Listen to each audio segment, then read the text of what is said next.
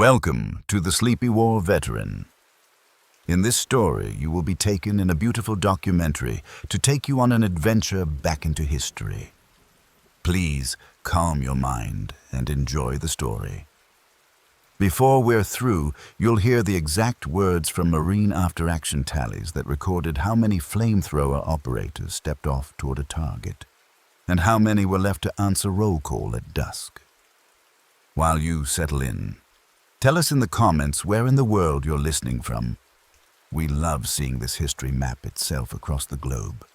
Now let's start with the amazing story. The island was a cinder on the map. 8 square miles of volcanic bone, black sand, and sulfur breath rising from fissures that never cooled. Sailors had learned to spot it before dawn by smell and silhouette. Mount Suribachi, crouching in the south like a blunt tooth, a spine of broken ridges running north toward 3 airfields carved into ash. Iwo Jima sat midway between the Marianas and Tokyo, exactly where the Pacific Air War turned from theory to logistics. B-29s flying from Saipan and Tinian bled fuel and time across these latitudes. If Iwo's runways could be taken, crippled bombers would have a place to fall from the sky and live.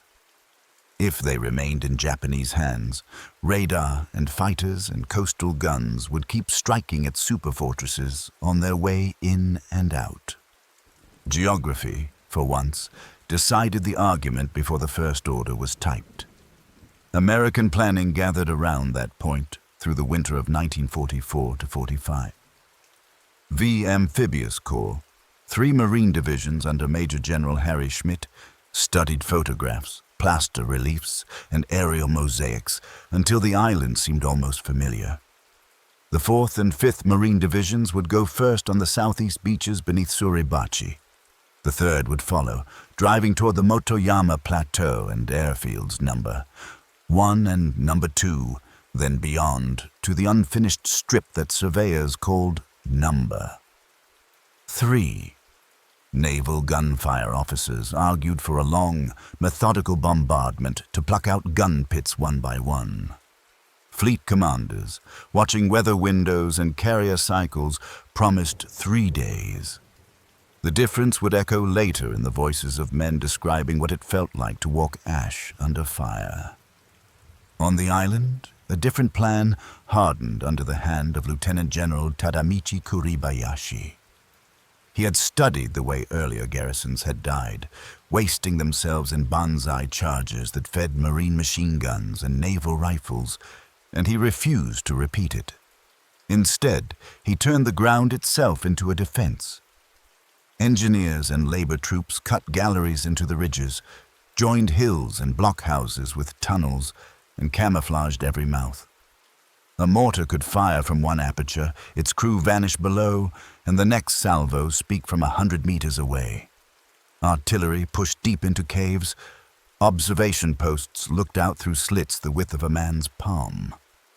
Suribachi became a honeycomb. The plateau became a warren. By the time the last sketches were inked, the island was less a battlefield than a layered machine built to take men in and not give them back. The black sand, really ground pumice, added a final, treacherous detail. It swallowed boots and collapsed under tank treads, turning every yard of beach into a treadmill and every move inland into a lesson in patience. A rifle cartridge dropped in that grit came up with a film like powdered glass. For the men who would later carry cylindrical tanks on their backs and a stub-nosed projector in their hands, this mattered at once: weight, traction, and the fine dust that worked into valves and trigger housings no matter how carefully you wrapped and wiped. Marines had learned on Tarawa, Saipan, and Tinian that concrete and earthwork had to be sealed, not merely suppressed. Fire, sudden, scorching, oxygen-stealing, did the ugly job that explosives and rifle grenades sometimes could not, clearing galleries, forcing crews to abandon loopholes, and making a position unworkable in seconds. By early 1945, the infantry carried that answer in the form of the M2 series Flamethrower, a hand-borne weapon with twin fuel cylinders and a central pressure tank. Its reach measured not in hundreds of yards, but in short, decisive arcs. Beside it rolled a larger answer.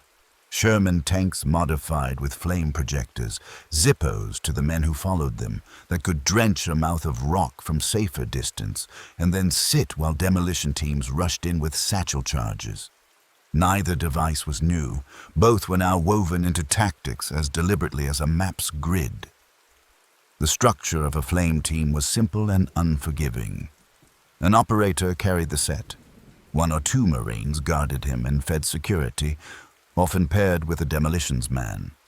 Nearby, a bar gunner watched for the inevitable counterfire. Behind them, a squad leader kept a stopwatch in his head for how long a burst could last and how soon the spare tank would be needed. Everyone knew the math. Seconds of flame, minutes of risk, hours to recover between runs, if recovery came at all.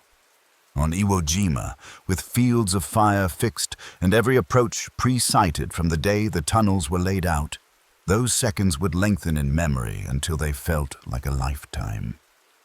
The invasion fleet closed in the dark of 18 to 19 February. Battleships and cruisers had been thundering for days. Craters stippled every slope and Suribachi's shoulders smoked. But when the sun lifted off the horizon, the outlines of blockhouses and pillbox mouths still stared back, silent as if waiting for a signal. The first waves rode in on Amtraks, rolled into surf that grabbed tracks and boots and hit beaches so soft that men seemed to sink to the ankles as they ran. For a long minute, many thought the bombardment had done its work.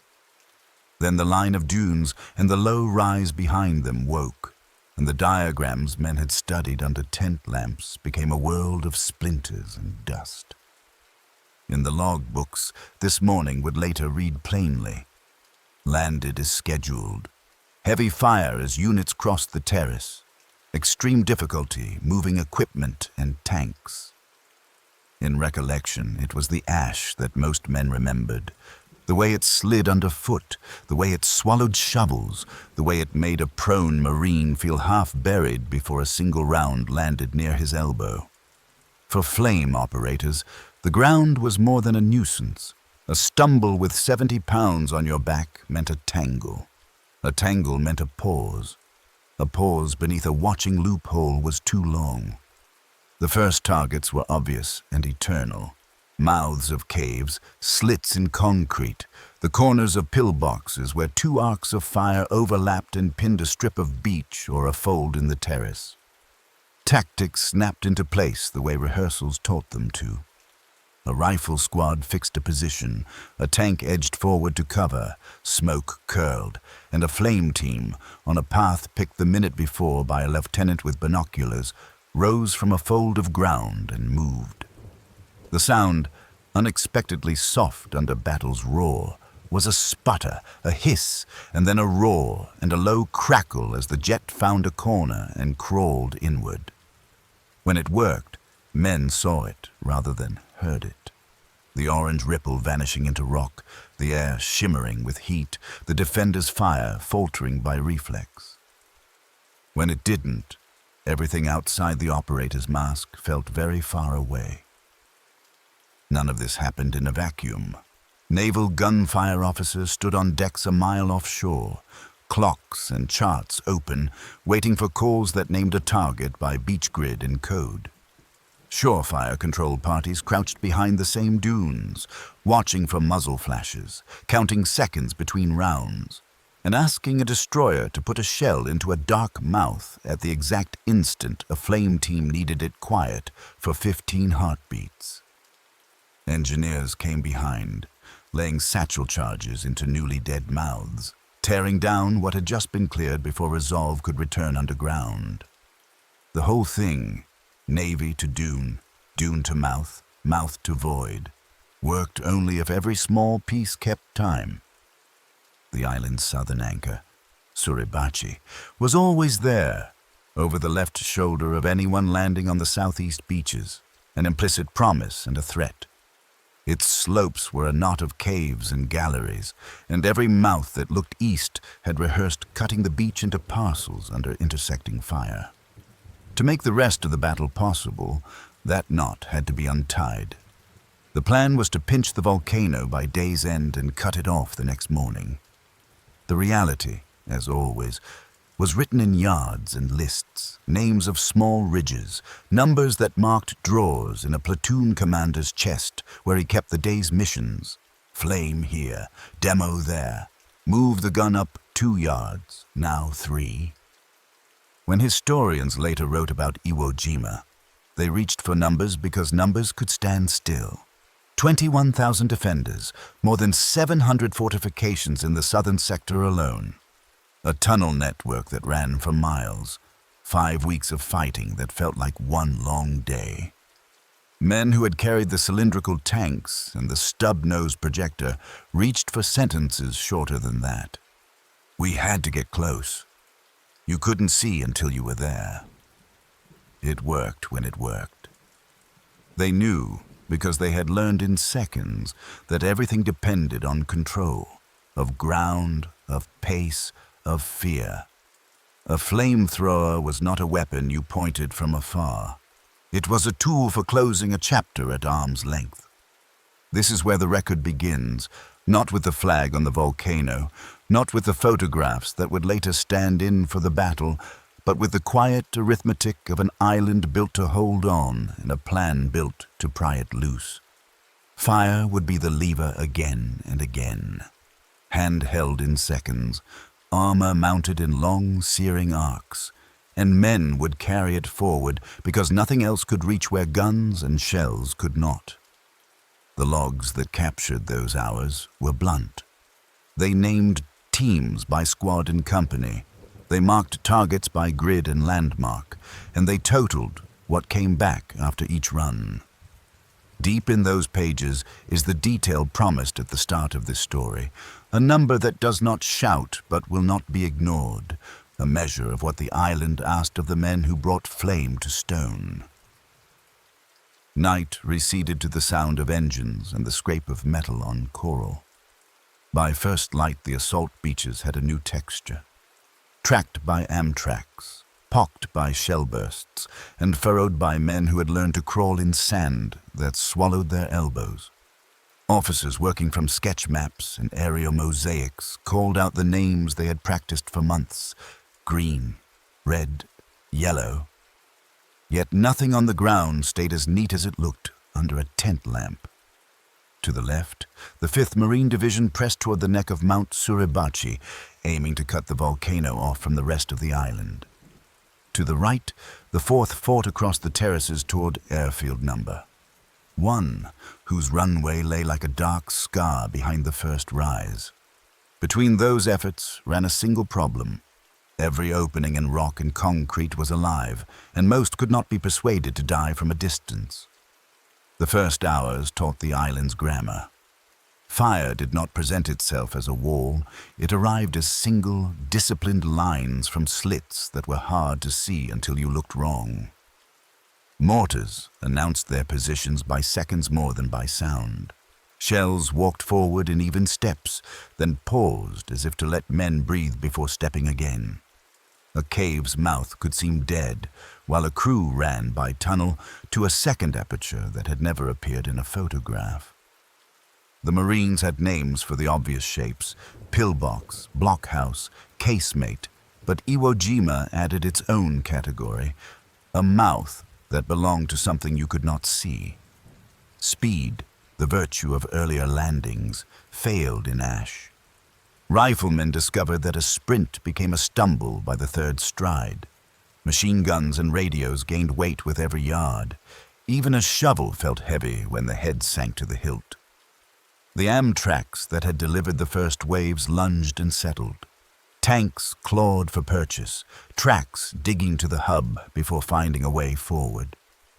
Bulldozers, Seabees and Marine engineers hunched behind plates they had welded on in rear areas, pushed ramps into the dunes, turned ruts into lanes, and inch by inch made room for the business of assault. That business was organized and deliberate. Assault sections, riflemen, engineers, demolitions, and flame moved like a small machine. When a mouth held a lane shut, the parts took their places. A squad fixed the position with rifle and BAR fire.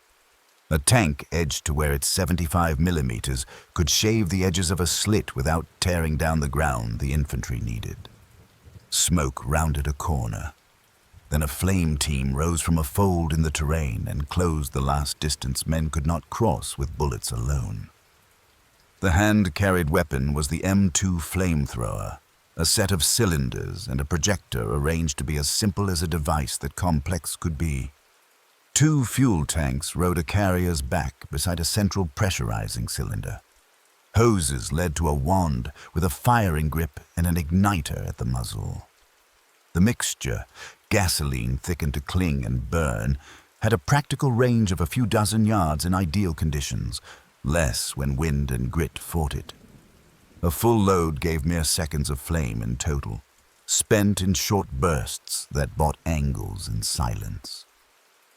Training had impressed on operators that a long wash of fire looked satisfying and did the wrong job. On Iwo, the island insisted on the lesson again. Short, directed bursts into a corner, then down and up, then away. Leave the rest to heat and lack of air. Flamethrower teams rarely worked alone. Close behind, or abreast when room allowed, came a demolitions man with a satchel charge or pole charge to break what heat had emptied. Slightly back lay a BAR gunner to swat at any aperture that discovered the team at close range. The squad leader, counting seconds as if he had a watch in his palm, watched for the drop in enemy fire that came when heat found a gallery, then sent the charge forward. If a tank flame vehicle was near, the whole sequence shifted a dozen yards backward. The projector in the glacis or turret drenched the mouth in a longer, higher arc, and men moved only when the turret swung away. The tanks that carried flame on Iwo were ordinary Shermans modified in the Pacific, the product of the Chemical Warfare Service and Navy construction battalions working together in the months before the landing. Crews had learned the same restraint as their walking counterparts. Get close enough for an accurate stream, then deliver a short, deliberate burn. Watch for the slackening of return fire. Hold until engineers could finish what fire had begun. The island's surfaces reflected flame strangely. Heat raced along pumice and into voids, and sometimes the first sign a position had been made untenable was not smoke, but quiet. For the men who carried the small projector, the ground exacted fees in advance. The set weighed what it weighed, and Ash took a tax on every step. A misstep laid a man on his side with a harness to fight and a wand to keep out of the grit. A belt of cartridges felt like ballast instead of comfort, while a partner covered the pause. The device itself demanded small rituals under pressure. Keep igniters dry and spare ones at hand. Shield valves from dust. Avoid a burst so long that a sudden gust would push at heat back toward the operator. None of this made the work dramatic. It made it exact. Naval gunfire bridged the distances where infantry and tanks could not yet reach. Shore fire control parties, crouched behind the same scrap of dune as the squads they supported, called for a single shell into a numbered square while a flame team traded short breaths. Battleships and cruisers, their ranges set to the yard by men who had been drilling for a week, put rounds into corners, named in a calm that stood out against everything else. Not every call landed exactly. Not every mouth yielded to heat and blast in a single sequence. But the machine, beach to radio to ship to mouth to satchel, ran often enough to keep the line moving in steps that looked small on the map and felt enormous on the ground. By afternoon of the first day, the left flank had drawn a rough line across the base of Suribachi. It was not a cord, but a web, positions on small rises, foxholes in ash, a tank parked nose up against a dune with its engine idling to keep dust out of its lungs. On the right, units were on the near edges of airfield number 1, learning how to cross a runway, when every culvert and revetment concealed something that could be a gun. The island's defenders, trained to wait, continued to do so. They did not rush. They cut lanes and forced pauses. They seeded a trench and pulled a string that made the next trench worse. It was exactly what their commander had asked of them when he turned the ground into a plan. Casualty reports, dictated in guarded voices and typed in neat columns after dark, sketched the shape of what the day had cost.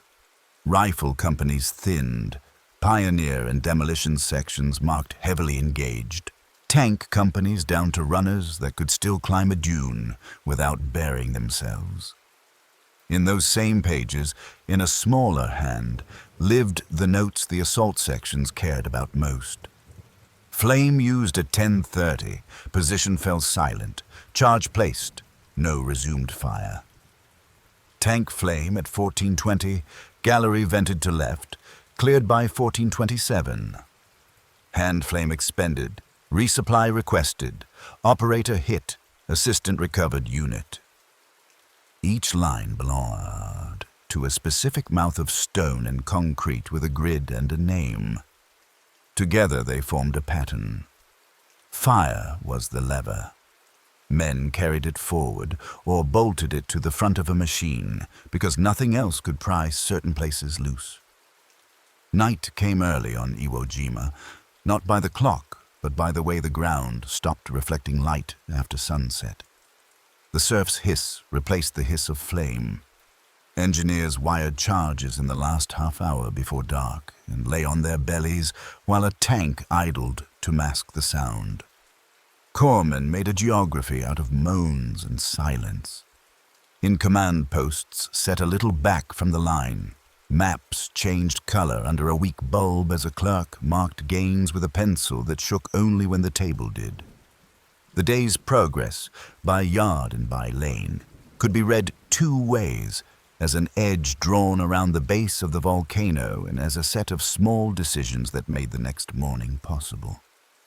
Somewhere in those logs, between the clipped report of a runway crossed and the laconic note that a tank had gone firm at a certain dune, begin the tallies we will follow to their end. How many flame operators stepped off toward a mouth? How many sets were returned serviceable at dusk? How many had to be struck from the roll with a single, careful stroke of a pencil? No one wrote a sentence about odds. They wrote names, times, and outcomes. The pattern that emerged was not a myth, but a record, and the men who carried the projector already knew, after one day, what the numbers would say if anyone added them up. Dawn on the second day made the beachhead look less like a shoreline and more like a work site under fire. Shore parties, Navy beach battalions, Marines and Seabees, staked lanes with pickets and tape where the surf had chewed ruts into the black sand. Bulldozers nosed forward behind improvised armor plates to carve ramps over the first terrace, their exhausts coughing gray in the sulfur air. Beachmasters blew whistles and chopped the air with flag signals to sort Amtrak's outbound and LVTS inbound. Ammunition pyramids rose where the sand would hold them. Water cans sat in neat rows, pale against the cinder. Nothing about it was tidy for long. Mortars searched the lanes by habit. Machine gun lines woke and went quiet. And every few minutes a runner appeared with one sentence that moved the whole contraption a few yards either way. On the left, the 28th Marines of the 5th Division tightened the pinch across the neck of Suribachi. The volcano watched every step. Its lower slopes were speckled with mouths that looked like shadows until they breathed. Small teams moved by the book because the ground punished improvisation. Riflemen fixed an aperture. A Sherman edged until its 75 could chip the lip. Smoke rounded a corner, and a flamethrower team came up, low and deliberate, to speak the last language a cave understood. When heat found a gallery, the change announced itself as a slackening of fire more than by flame. Pumice drank light and carried heat inward. Demolitions men slid in behind with satchels or pole charges to seal what heat had emptied. The hand-borne flamethrower was as simple as engineers could make a difficult thing. 2 fuel cylinders and a pressure tank on a harness, a hose to a wand with a grip, a pyrotechnic igniter at the muzzle. A mixture thickened to cling and burn in short, decisive pulses. Range was a matter of a few dozen yards in good air. On Iwo, with ash and wind unpredictable between ridges, practical range was whatever distance a man could close without falling. Operators learned to count without looking at a watch. Bursts of a second or two, down and up into the corners, then away before a gust pushed heat back. The device paid for a mistake quickly. A stumble in the ash put a man on his side with 70 pounds on his back and a nozzle to keep out of grit, while a partner covered and hauled. Where the ground allowed, tank-mounted projectors lengthened the reach. Pacific-modified Shermans, flame kits married to familiar hulls, worked to the same rule of restraint. Crews drove closer than felt comfortable, delivered a measured arc, waited for the opposing fire to ebb, and held while engineers finished the work. The island made this easier to see than to hear. A seam of orange vanished into a cleft. A rush of heat flinched the face at 20 paces, and then a pause. No return from the slit, only the soft rattle of debris falling out of sight. On the right, the 4th Marine Division climbed the terrace and faced airfield number 1. The runway lay like a cinder strip between low revetments and culverts, more a field of positions than a place to land. Crossing it meant learning new rhythms. Every few yards hit a mouth cut back into ash. Every wrecked aircraft revetment might conceal a gun. Tanks took the lead where they could, treads digging until they found purchase, machine guns steady on apertures, main guns shaving the corners of a culvert before a squad sprinted the next span. Flame came forward here too, because nothing else could empty the recesses beneath the paving. The beach behind them never stopped moving. Chemical warfare sections and CBs mixed thickener and gasoline in drums under tops, then pumped the blend into canisters and tested igniters before sending the sets forward with carriers who already had too much to carry. Tracked haulers ferried spare barrels for Brownings, boxes of 60mm mortar rounds, belts, rations, and the small parts that keep a flame unit honest, igniter cartridges, washers, valves, across lanes taped off by beachmasters. At one corner of the beach, a section chief kept a chalkboard that might as well have been a platoon's pulse. FT sets filled 0900, 1130, 1400, igniters X, valves Y, reserve gone. The arithmetic was never dramatic until you put it beside the casualty returns. Kurabayashi's plan showed itself in the day's shape. There were no grand charges. Positions yielded in front and spoke again from the flank. A cave's team ran a gallery and opened fire from a second slit that had not blinked at bombardment. Mortars worked in measured ladders. 3, pause, 3. So often that squads learned to breathe by them. At night, small groups felt their way forward to cut wire, to slip a grenade into a foxhole, to mark a mouth with a stick for the morning's gunners to find. The island was a machine that traded time for blood and then demanded more of each. By late afternoon, the 28th Marines had pulled a taut, uneven line across the volcano's base. Contact left to right appeared in more battalion logs than it had the day before, a sentence that meant the neck was pinched even if it was still bitten from inside.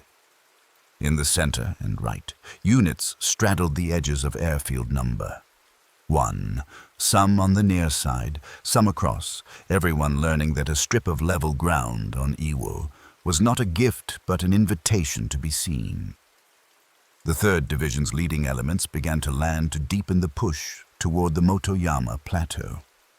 In the surf line, a Navy signalman crouched over a handset and read out a destroyer's salvo onto a grid square so that a flame team could cross 20 yards with one less thing to worry about.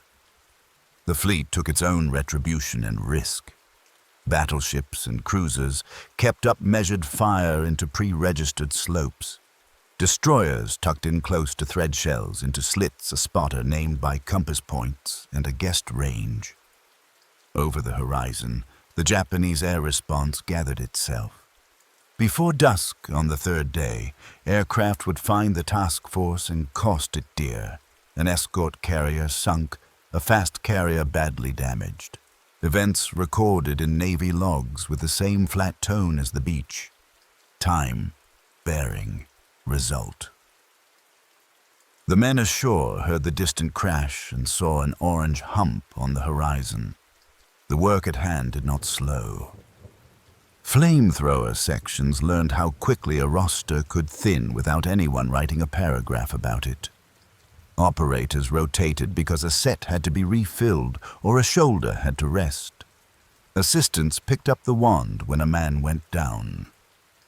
A demolitions Marine found himself behind the harness because there was no one else for that hour.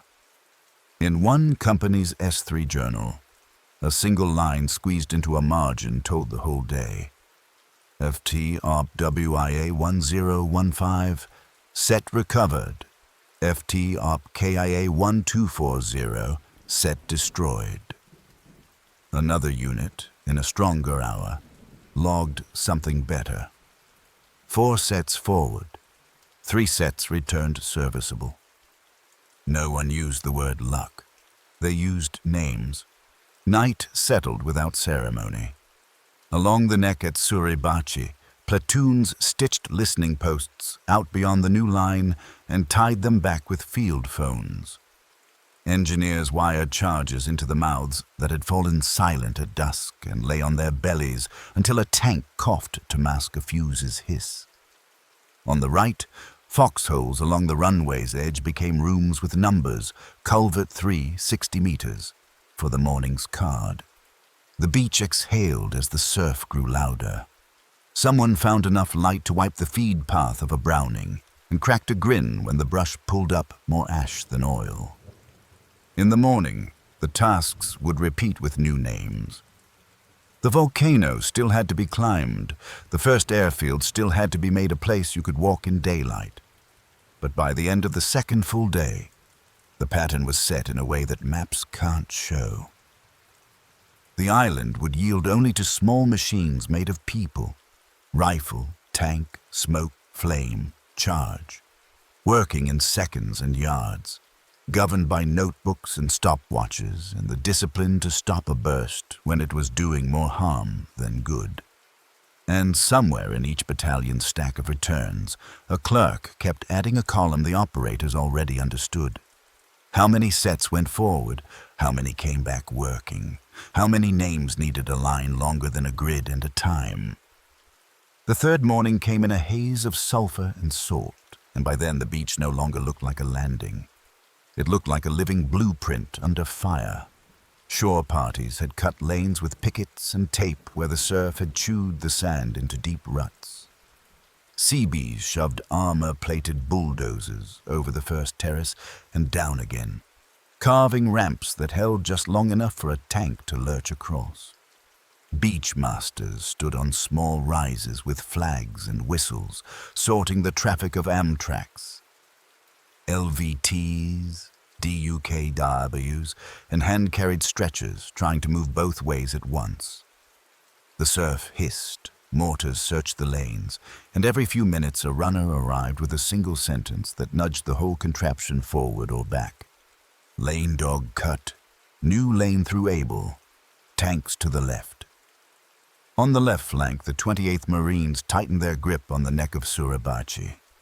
The volcano was not a landmark so much as a presence, low, squat, its shoulders pocked with apertures that looked like shadows, until they breathed. Everything about the ground argued for method.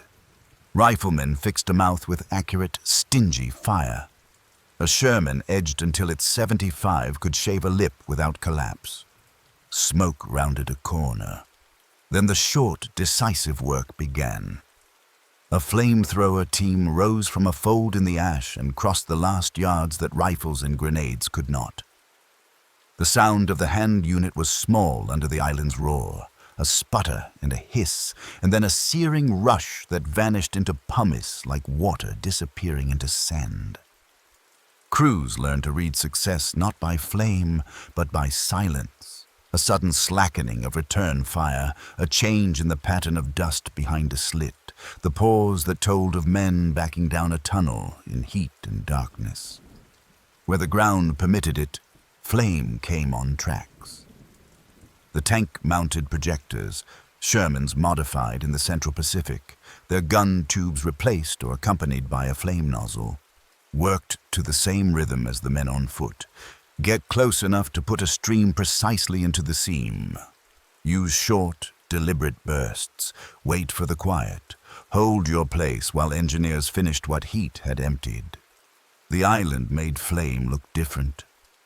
Pumice drank light, channeled heat down and sideways, and sometimes the only visible sign that a gallery had become untenable was a shimmer in the air and the way a machine gun on the far side stopped answering. To the right, the 4th Marine Division had climbed the terrace and faced airfield number 1, a cinder strip between low revetments and culverts that acted less like a runway than a string of strong points. Crossing it meant learning the rhythm of cover that was measured in odd lengths. From a crater to a wheel rut, from the shadow of a revetment to the dark edge where a culvert mouth hid. Tanks led where they could, tracks digging to the hubs and then finding bite. Their coaxials worried slits while the main gun chipped edges, and squads sprinted the next span when a section leader's hand flicked them forward. Flame reached under the concrete where nothing else could. Demolitions men followed in a crouch, with wrapped charges and a length of wire ready to seal the work the instant heat had driven the defenders down and back. Behind the line, the beach breathed in and out.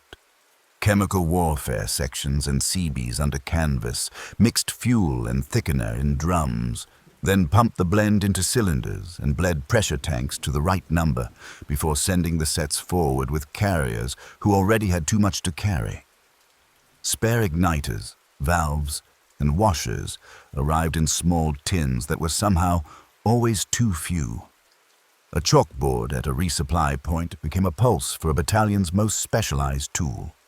FT sets filled 0, 8:30, 9, 11:05, 7, 14:15, 6. Igniters remaining 12. No reserve. There was no drama in those numbers until someone laid them next to the casualty sheets. Kuribayashi's plan made itself felt in the shape of the day. There were no massed rushes, no silhouettes pouring over a parapet. Positions yielded in front and reopened from a flank. A mouth fell silent, and another, joined by a black cat tunnel somewhere inside the hill, began speaking from a place no pre-invasion photo had shown. Mortars worked like metronomes. 3, pause, 3, and platoons learned to breathe by the rhythm of falling dust rather than by the second hand on a watch. At night, small parties came forward with grenades tied to poles and wire cutters, leaving the morning's targets marked by a stick thrust into ash. Iwo was a machine designed to trade time for blood, and it ran in all weather. The hand-carried flamethrower, the M2 set, was a miserable, necessary compromise with physics. Twin fuel cylinders and a central pressure tank rode the operator's back on a harness that bit the shoulder blades and made a man feel top-heavy in ash. A hose led to a wand with a simple grip and a pyrotechnic igniter at the muzzle. The fuel, thickened to cling and burn, had an honest reach of a few dozen yards with the wind kind. In the broken air of Iwo's gullies, reach meant how close you could get without going prone into powder. A full load gave seconds of fire, not minutes. and every operator learned to count without looking at a dial. 1, 2 into the left seam, 1, 2 into the floor, a last short burst high, then back and down. Let the heat do the work, and the air do the rest.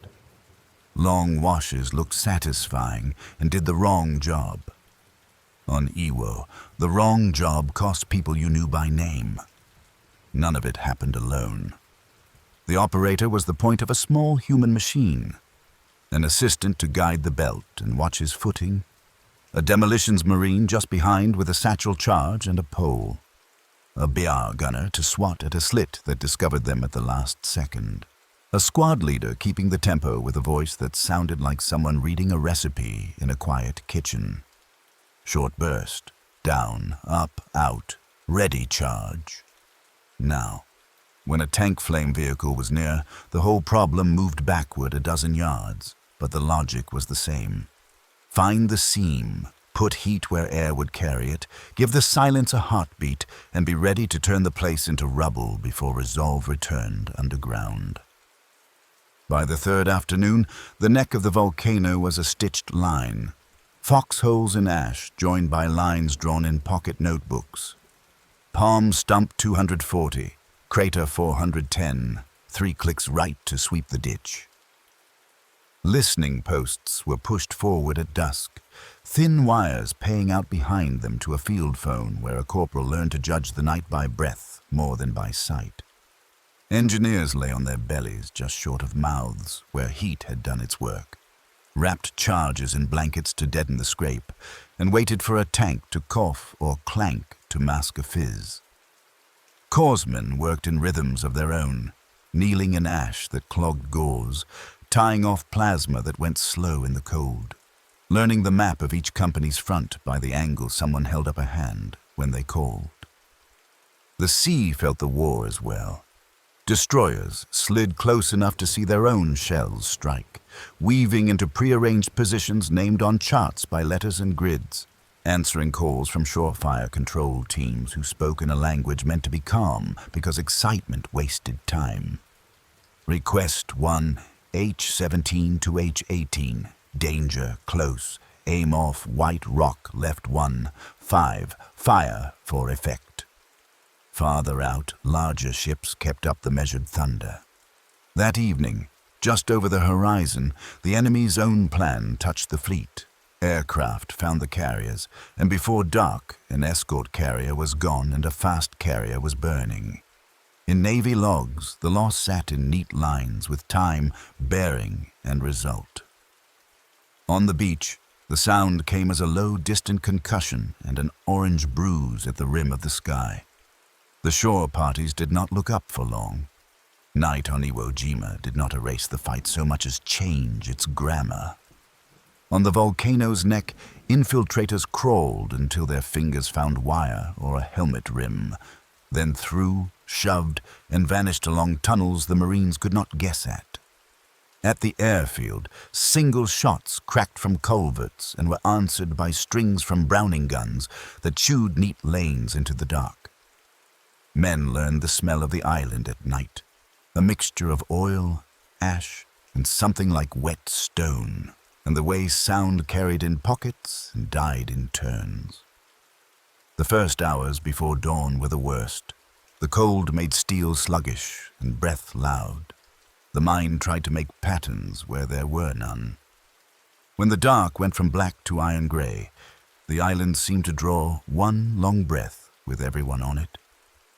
D+3 brought a narrowing of purpose.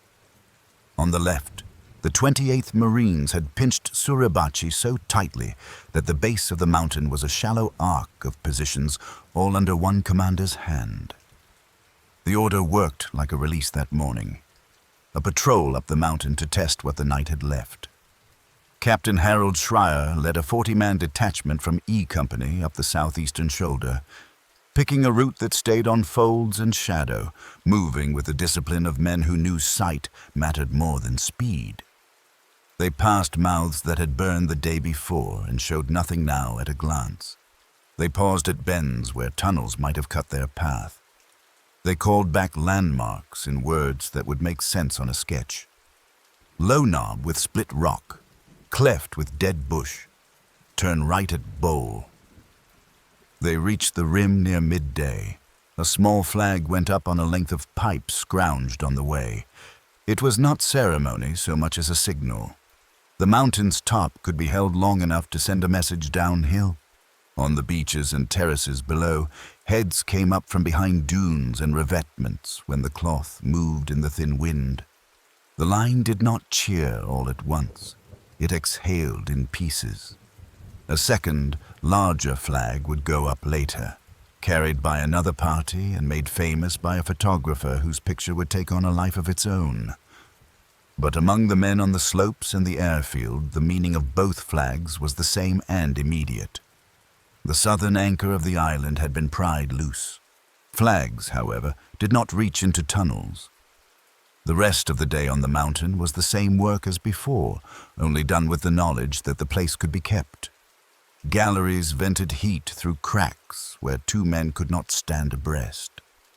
Mouths that had not yet burned spoke once and fell silent. Charges sealed places that would otherwise need to be visited again. On the lower slopes, flame teams and demolition men moved corner to corner, guided by hand and by habit. In logs that evening, commanders wrote about the line across Suribachi's base in sentences that sounded like a ruler and a pencil. Neck closed and held. Mountain secured by patrol, mopping still in progress. The right and center did not get the relief that a flag gives the eye.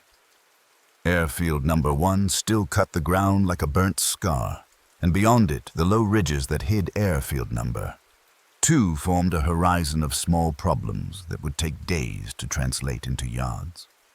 The 3rd Marine Division fed fresh battalions into that space, the new unit stepping over men who had learned the island's pace and were now too tired to show it. A lieutenant with a handset leaned against a crater lip and talked a destroyer's rounds into a line moving toward the next revetment. A tank flame vehicle hunkered its nose so the nozzle would sit just right. A flamethrower operator and his assistant shared a look that said, "Without drama, short, then down. Don't fall. If you do, I've got you." Casualty clearing became its own machine. Navy corpsmen triaged against a backdrop of ash and a surf line that never stopped moving. Plasma bags hung from bayonets stuck into sand. Litters went to tracked haulers that carried them to the beach. From there to LSTs fitted with surgical teams, and onward to hospital ships. Names were written in grease pencil on a forehead or on a tag when there was time, and in a notebook when there was not. The same notebooks carried the small figures the operators noticed first. In a company that had sent 4 hand flame sets forward before noon, 3 did not return serviceable. In a battalion that had begun the morning with enough igniters to fill a table, there were 4 in reserve by nightfall. In an operations log, someone wrote in the margin, as if to make the number less sharp, by squeezing it near the binding, FT, OP, I, 0940. Assistant, returned set. FT, A, 1320. Set. Destroyed. The enemy's heaviest mortars, spigot weapons that lobbed drums of explosive across short arcs, announced themselves with a wrong sort of sound, a whoosh and a long breath, and then a blast that moved air more than earth. Men learned not to look up when they heard it. A glance cost time, and the blast arrived whether you watched or not. The small 50-millimeter grenade dischargers, the so-called knee mortars, did their own fussy work in the hands of accurate crews, bracketing a hole with practiced increments while a machine gun elsewhere kept heads down. It was not simply firepower that wore people out. It was the sense that the ground itself knew how to answer you back. Because a machine that works must be fed. The rear fought its own battle with detail. Radios stuttered under ash. Field telephones worked until a shell plucked a wire out of a shallow trench, and then someone crawled to relay a single sentence by hand. Food traveled in small packages rather than in crates, because crates sank a carrier up to the ankle. Water came forward in cans that had to be wiped before the cap came off or someone would drink mud. Spare parts for the flamethrowers, small, irritating, essential, were kept in a pouch a section chief wore like a talisman. He checked it as if the act might make the numbers inside grow. Igniters 10, valves 6, washers 3. Guard them. On the fourth evening, the weather fell still enough to hear voices at distance. The mountain's silhouette was black against a bruised ski, and for the first time since the landing, the left-hand sector's map looked like a shape rather than a line of scribbles. The right and center remained a carpenter's pile of tasks. This ridge knocked down into that drawer. This revetment burned and sealed. This culvert mapped, cleared, and left under a new angle of fire. Commanders who had learned to distrust adjectives allowed themselves a few. Held firmly, one wrote of the neck. Stubborn resistance. Another wrote of a place that would get a name the next day because men had bled enough on it to call it something other than hill. It was somewhere in those days, between the first flag and the second, between the runway taken and the next strip glimpsed beyond a low ridge, that the arithmetic the title of this story points toward began to congeal in tallies. The returns were clipped and unadorned. How many sets filled? How many expended? How many crews stepped off? How many came back with the harness empty and the wand gone? How many did not come back at all? No one on the island wrote percentages. They wrote names, grid squares, and times, then turned a page and did it again. The pattern emerged anyway, and in the planning tents offshore, then later in typed summaries ashore, it drew itself into a figure that made officers wince when they read it and made sergeants stare at the floor. 'Tis not the kind of number anyone invented to be dramatic. It is the kind found when people who have been adding quietly for days look up and realize what the sum says. Suribachi had been undone. Its base remained busy with the last, careful work of sealing warrior caves and two-man fighting holes, but the southern anchor was no longer the problem it had been at dawn on the first day. The island's center was now the weight. Airfield number 2 lay ahead, and beyond it the ridge country that maps would label with clean numerals, Hill 382, Turkey Knob, the amphitheater, but that men would remember by textures. The way ash slid under a knee, the way a wall laid the first burst of a BAR and still had enough to give back. In the fading light, a flamethrower operator unbuckled a harness from his shoulders as if it were the last thing binding him to the ground.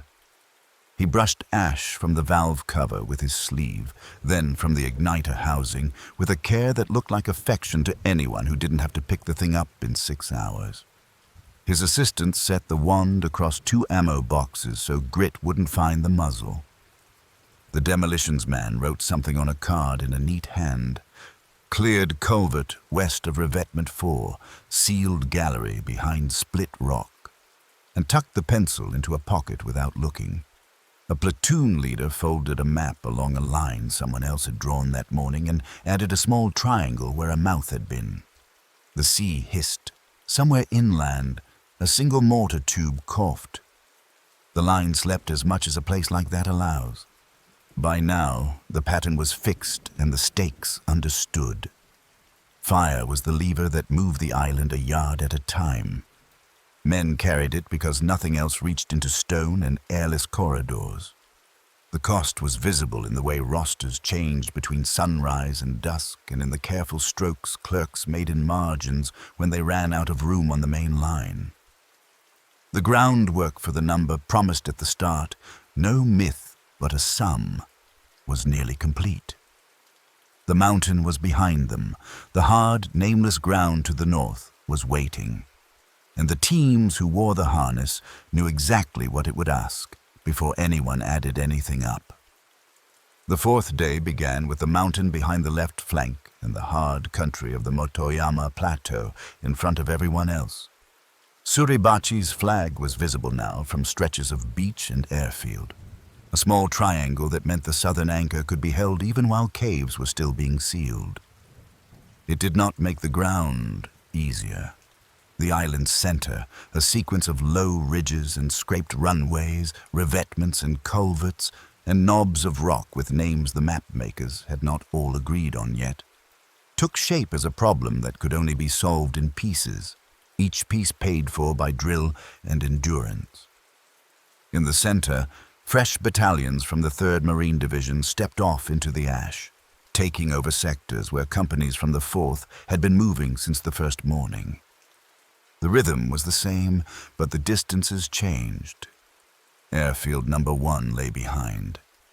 Airfield number 2 in the Motoyama Ridge system sat ahead like a low, stubborn wave.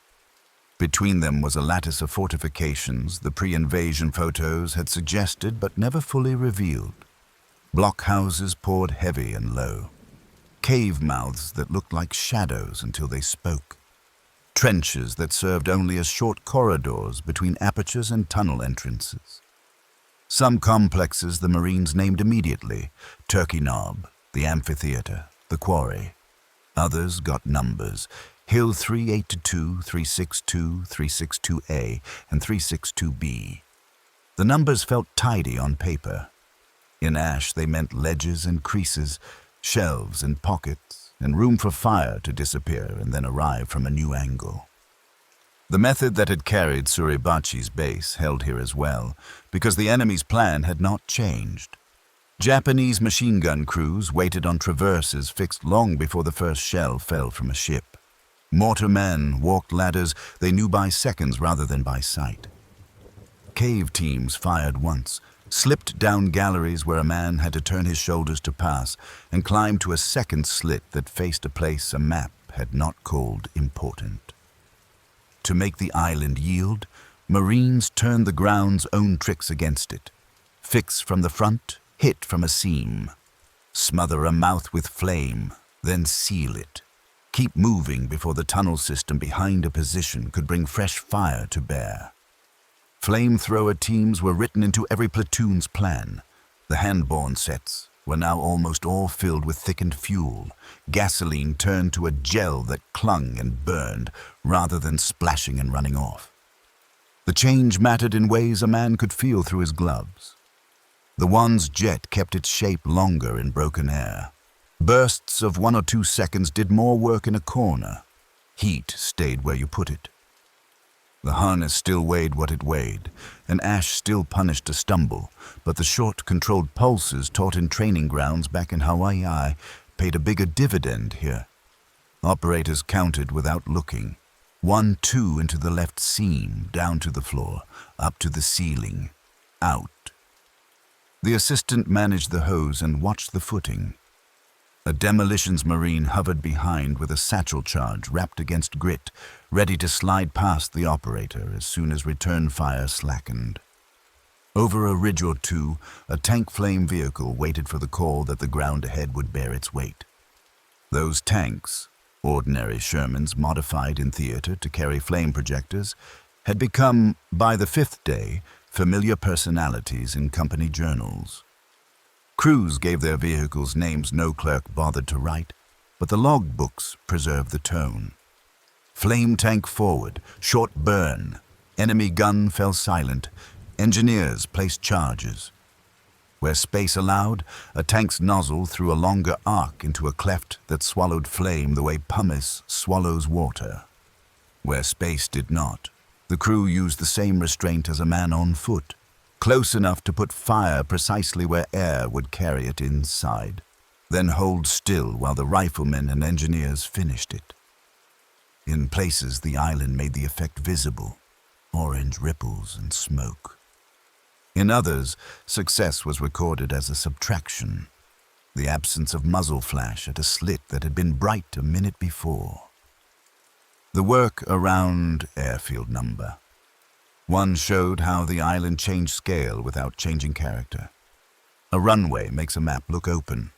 On Iwo, it was the opposite. Every revetment was a blind corner. Every culvert, a mouth cut back under the edge of a slab. Every stretch of level ground, however short, a place the defenders had measured and rehearsed. To cross it, tanks chipped at edges while machine guns combed apertures. Squads ran in short sprints between craters and gear-cut ruts. When a culvert refused to be silenced by fire alone, a flame team went in low, took the last yards at a walk, and spoke the language that stone could not ignore. Demolitions followed, the dull-shaped thump of a satchel in a space that held sound wrong, and a small triangle on a platoon leader's card got a pencil line through it. Behind all of this, the beach never stopped resembling a factory yard. Chemical warfare sections and Seabees worked under canvas and improvised tin roofs to thicken and pump fuel into cylinders, bleed pressure tanks to the right number, and test igniters before sending sets forward on tracked haulers or with carriers threading taped lanes. A makeshift board marked the day's pulse for a battalion. FT sets filled 0, 8, 10, 10, 10, 40, 8, 13, 20, 6, igniters remaining 9, valves 5. Men moving past memorized those numbers without trying to. When a section chief guarded his pouch of small parts, washers that stopped a leak, an igniter that meant the difference between a burst and a blind spray, nobody joked about it. The island gave back in small incidents that never made headlines. In one sector, a bulldozer, plates welded on by a CB crew the week before D-Day, crawled forward nose up to serve as a shield for a flame team that needed 5 more yards than the terrain wanted to permit. The dozer chewed at the ash, the blade pushed a wavering wall of grit, and a wand appeared around its left corner just long enough for 3 pulses to vanish into a seam. The return fire died. The dozer backed like a tug. The team peeled away, and a demolitions man slid in, belly and elbows, to lay a charge and feed out a line. In another sector, a destroyer a few cables offshore took a call from a shore fire control party crouched behind a wheel width of shelter. The request sounded like paperwork, grid, bearing, danger close, and the answer looked like a single round, knifing into a slit that had been stubborn all morning. The parties on both ends had practiced that handoff without pause for a week. On the island, it was the only way to put a hammer on a nail too small to see from a mile out.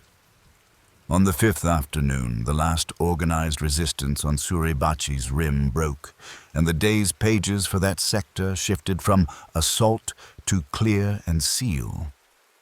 Galleries vented heat like kettles left on long after the stove went cold. Engineers worked in pairs, one man with a coil of primer cord and fuses cut to odd lengths in his breast pocket, the other with a sack of blocks. If a mouth proved too deep for a charge to take hold, flame came back up the slope once more. Short pulses that made the air behind a slit unbreathable and the next hour unlivable. The mountain was not an emblem now, but an address. It could be left in the care of men with notebooks and a method while the mass of the corps pivoted north. The right and center had no flag to look at. Their landmark was a complex Marines had already started calling the meat grinder, a cluster of mutually supporting positions, Turkey Knob with its concrete core, a scraped bowl the maps labeled amphitheater, and Hill 382 that made simple verbs feel dishonest. A battalion did not take Turkey Knob. It got a handhold to the left and a shelf to the right, and then spent a day turning those tiny shapes into problems for the positions that could see them. The concrete heart of the knob absorbed tank fire and seemed to swallow the concussion of shells. The answer was the same as everywhere else, only more of it and closer. Flame to drive men from the exterior mouths and the breathy vents. Careful charges placed by feel. More flame for the seams that had been quiet only because they fed air to a place deeper in. Attrition inside flame sections had settled into the same pattern across divisions. A roster that began the day with a certain number of operators ended it with fewer names paired to sets. Assistants became operators because a harness had to be filled. Demolitions, Marines took the wand because the seam ahead would not wait for someone else. After-action tallies recorded it without theater. FTOWI A0935, assistant assumed set. 2 sets forward, 1445. 1 returned 1510, serviceable. Company journals that saved adjectives for rare occasions praised steady restraint more often than fearless attack. On Iwo Jima, control was valor. A long burst was not bravery, it was waste and risk. The men who survived longest made short decisions and kept a sequence that other people could join in the instant they fell. By the end of the first week, the Corps artillery had moved more guns ashore, and the island felt a new layer of timed control. 105S and 155S registered on short, repeatable blocks. Their forward observers talking in figures rehearsed at Camp Pendleton and now scribbled under ash on lay-minted cards. Smoke on left of H8 through H10. 3 minutes meant the same thing on 3 radios and on a destroyer's bridge. That smoke, laid in blocks rather than as a haze, served as curtain and pointer both, hiding the last 7 yards of a flame run from a searching machine gun line and marking the slit where a tank should aim a second later. When wind pushed the screen wrong, the island reminded everyone that nothing was ever tidy. The answer was the same as always: stop, count, adjust, try again. Water and food took on the shape of tactics too. Canteens carried grit unless their mouths were wiped. Rations tasted of fuel unless hands remembered to work in a certain order. Plasma bags hung from bayonets stuck in ash at aid posts that moved a few yards each morning. Tracked haulers proved as essential to a flame section as any weapon. 2 full sets of cylinders in the bed, and the little bits in a pouch on the cab floor that made the whole heavy rig more than a promise. An operator learned to glance at that pouch the way a driver glances at a fuel gauge, as if looking could refill it. The section chief's chalkboard carried the harder truth. There were only so many igniters on the island, and they were all somewhere between a beach and a mouth in rock. In the second week, while fighting still gnawed at the north, something happened that planners had written as a line in orders months before, and men on the ground had trouble believing would arrive on schedule. A runway on airfield number 1, patched under fire by Seabees and engineers with plates and crushed cinder, began to accept aircraft. The first landings were liaison and observation planes. Then, within days, the airfield took the weight of the war for which the island had been chosen at all. Battle-damaged B-29s, too hurt to get back to the Marianas, dropped into the strip while Marines flattened themselves by reflex at the edge. The sight did not change anyone's next task. It told them the arithmetic at the back of every order was real. The ground, being pried loose with flame and charges and caution, had started to pay its strategic debt. The defenders did not yield to milestones. Hill 362 in the west cost days and a visible part of a regiment's patience. The amphitheater was not a bowl, but a set of angles. Men learned its edges by knees and palms. And flame walked those edges because a jet that went high or low by a foot meant waste. Turkey Knob's communications core remained a problem even when everything around it had been choked off. In close, Marines discovered that some positions had been designed as inland lighthouses, vents cut at a slant and hidden under brush, corridors camouflaged as dead ends, and galleries that forced a man to turn and show his side before he could see what waited ahead. The handheld projector was not nimble in a corridor like that. Teams solved the geometry the old way. 2 short bursts down and up, then a charge around the turn on the end of a pole. A second burst when the air pulled heat forward, patience until the silence meant something more than a reload. Night patrols grew in importance as lines intertwined. Small teams went forward with chalk and cloth and the kind of quiet that only comes from practice, finding the first bend in a trench, the first vent in a gallery, the angle of a slit that had killed 3 men at noon.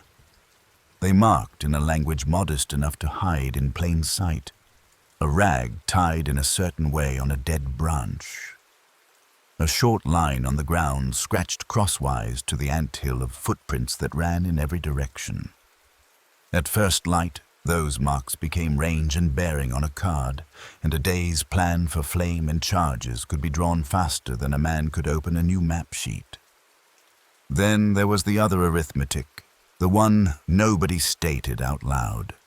In each battalion, the clerk who typed the operations journal added the same columns every night.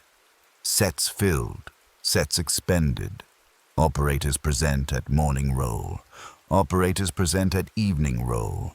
Names that needed a line longer than a grid and a time. These were not statistics in the moment. They were the count that made the next day's assignments possible. Yet when staff officers in the rear began to pull those numbers across units and days, a shape appeared that was hard to look at without stopping. Among the specialized jobs on the island, the one that required a man to walk forward with heat on his back and a wand in his hands was absorbing losses at a rate nobody had hoped to see on paper. A percentage would be attached to that shape later, in reports and in retellings. On the ground, it lived as a sentence half-spoken, "We're thin again," and as a habit, the assistant felt the harness settle onto his own shoulders without anyone needing to say more. The week closed without ceremony. The mountain's galleries were sealed or watched. The first airfield was behind more of the line than in front of it.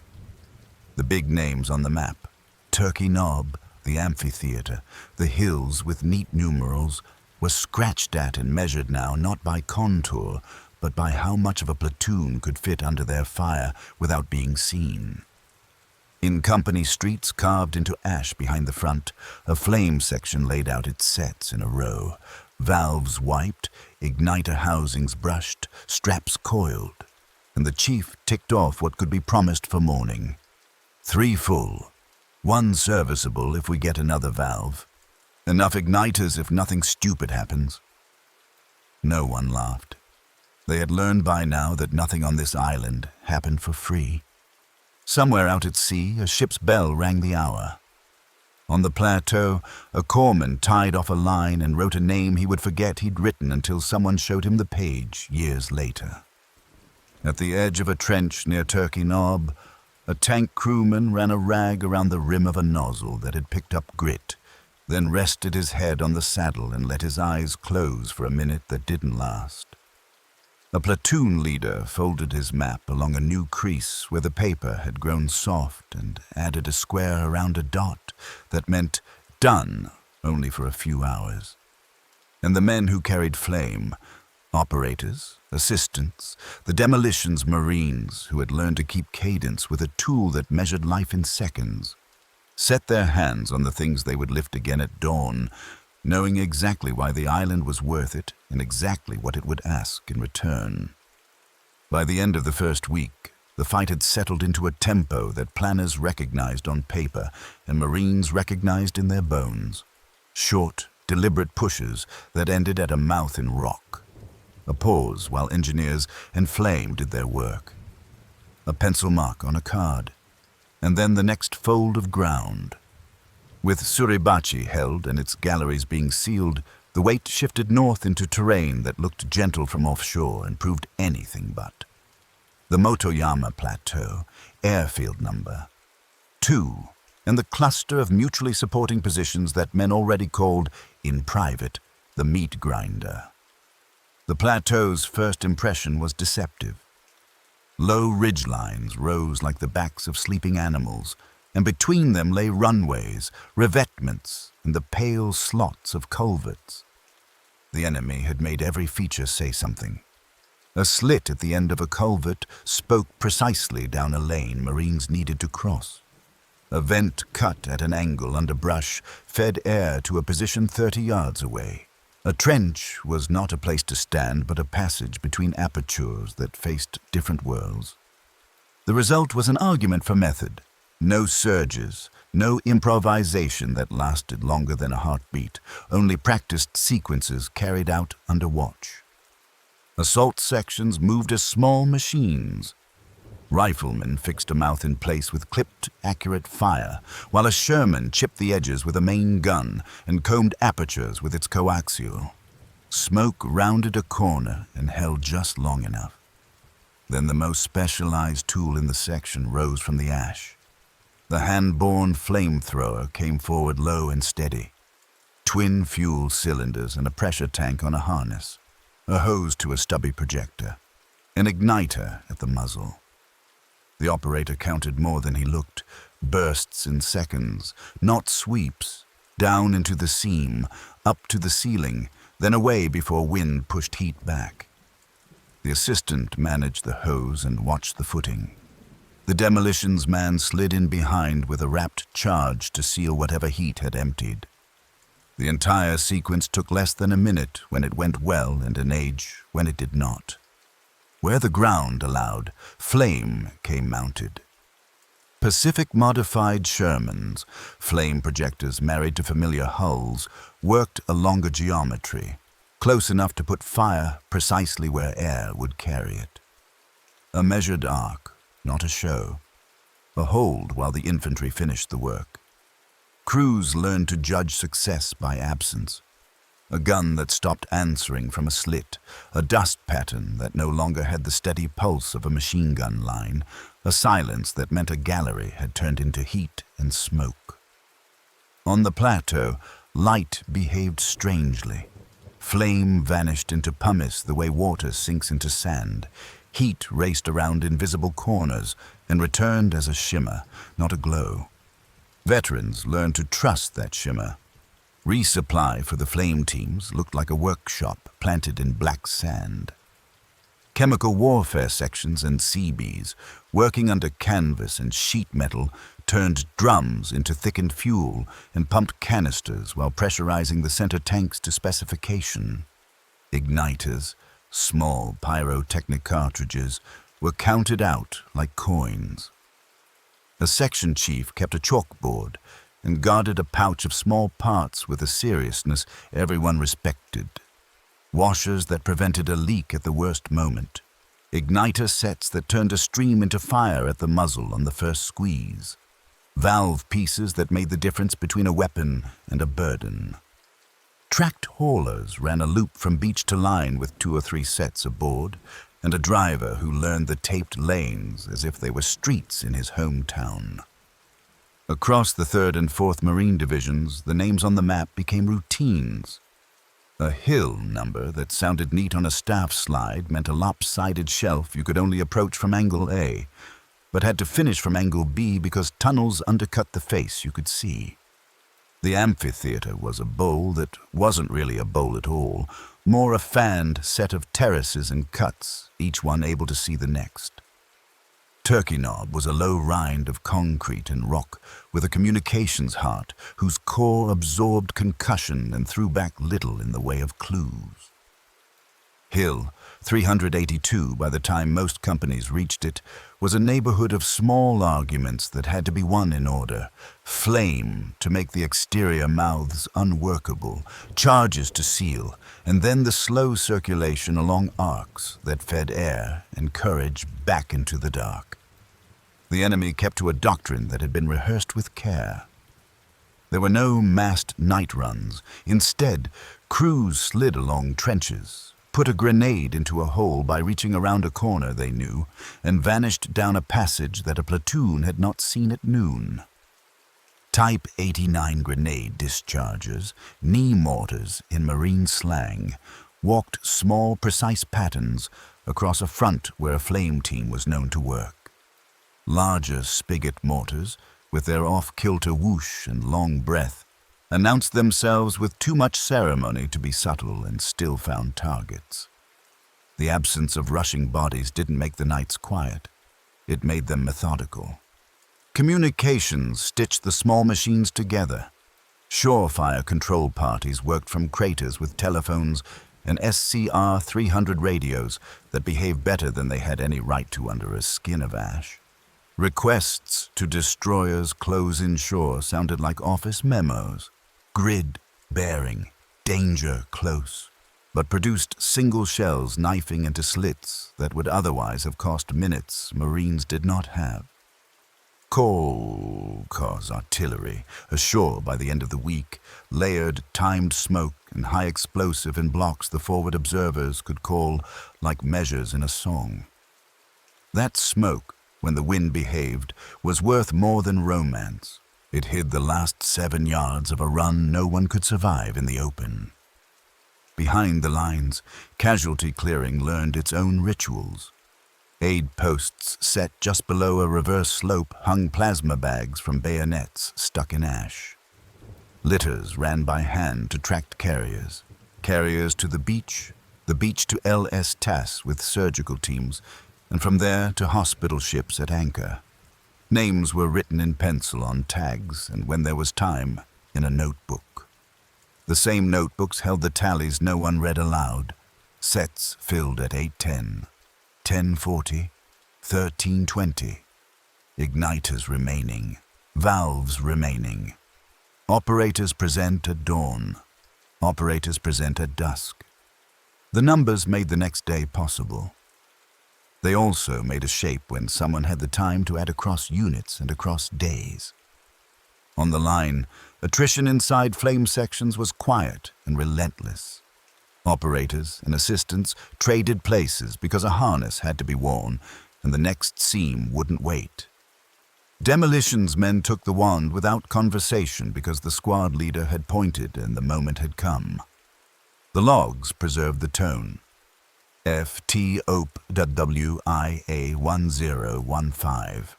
Assistant assumed set. One set returned serviceable 1120. FT OP IA 1430. Set destroyed. And the habit that kept the work going. Short bursts, down, then up. Don't stumble. When you do stumble, the man behind you lifts the hose while the BAR talks to the slit that has finally seen you. Airfield number 2, when it finally lay in front of the line, looked like a repetition of number 1 and was not. Revetments were deeper, the culverts cut farther back, the low rises more carefully placed to let a machine gun reach the lip of its neighbor's cover. Crossing it took a day in some sectors and 3 in others. Tank flame vehicles ran out of pressure and had to be refilled under watch inside a revetment that had just been made safe. Men folded themselves behind tracks to get out of the wind for 90 seconds, while the gauge came back to where it needed to be. In the next sector over, liaison planes began to touch down on the first runway under Marine control, small aircraft at first. And word moved along the line that the reason for the whole effort was now visible, however briefly, in the shape of a landing gear on cinder. Nobody clapped. The day's problem remained the mouth in front of them and the 7 yards to it. The meat grinder's centerpiece, turkey knob, absorbed days. The concrete core shrugged off direct fire from tanks that would have solved lesser problems in an afternoon. The answer remained unglamorous. Pry away the outer apertures with exact flame and hand-placed demolition.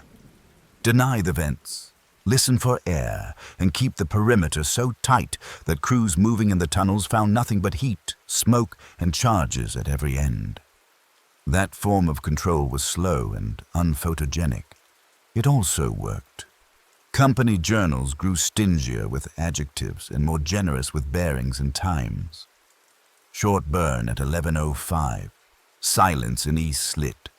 Satchel placed 11:08. Vent sealed 11. 20 if an action merited praise. It tended to be a sentence about restraint. Operator conserved fuel, 3 bursts, allowed charge in.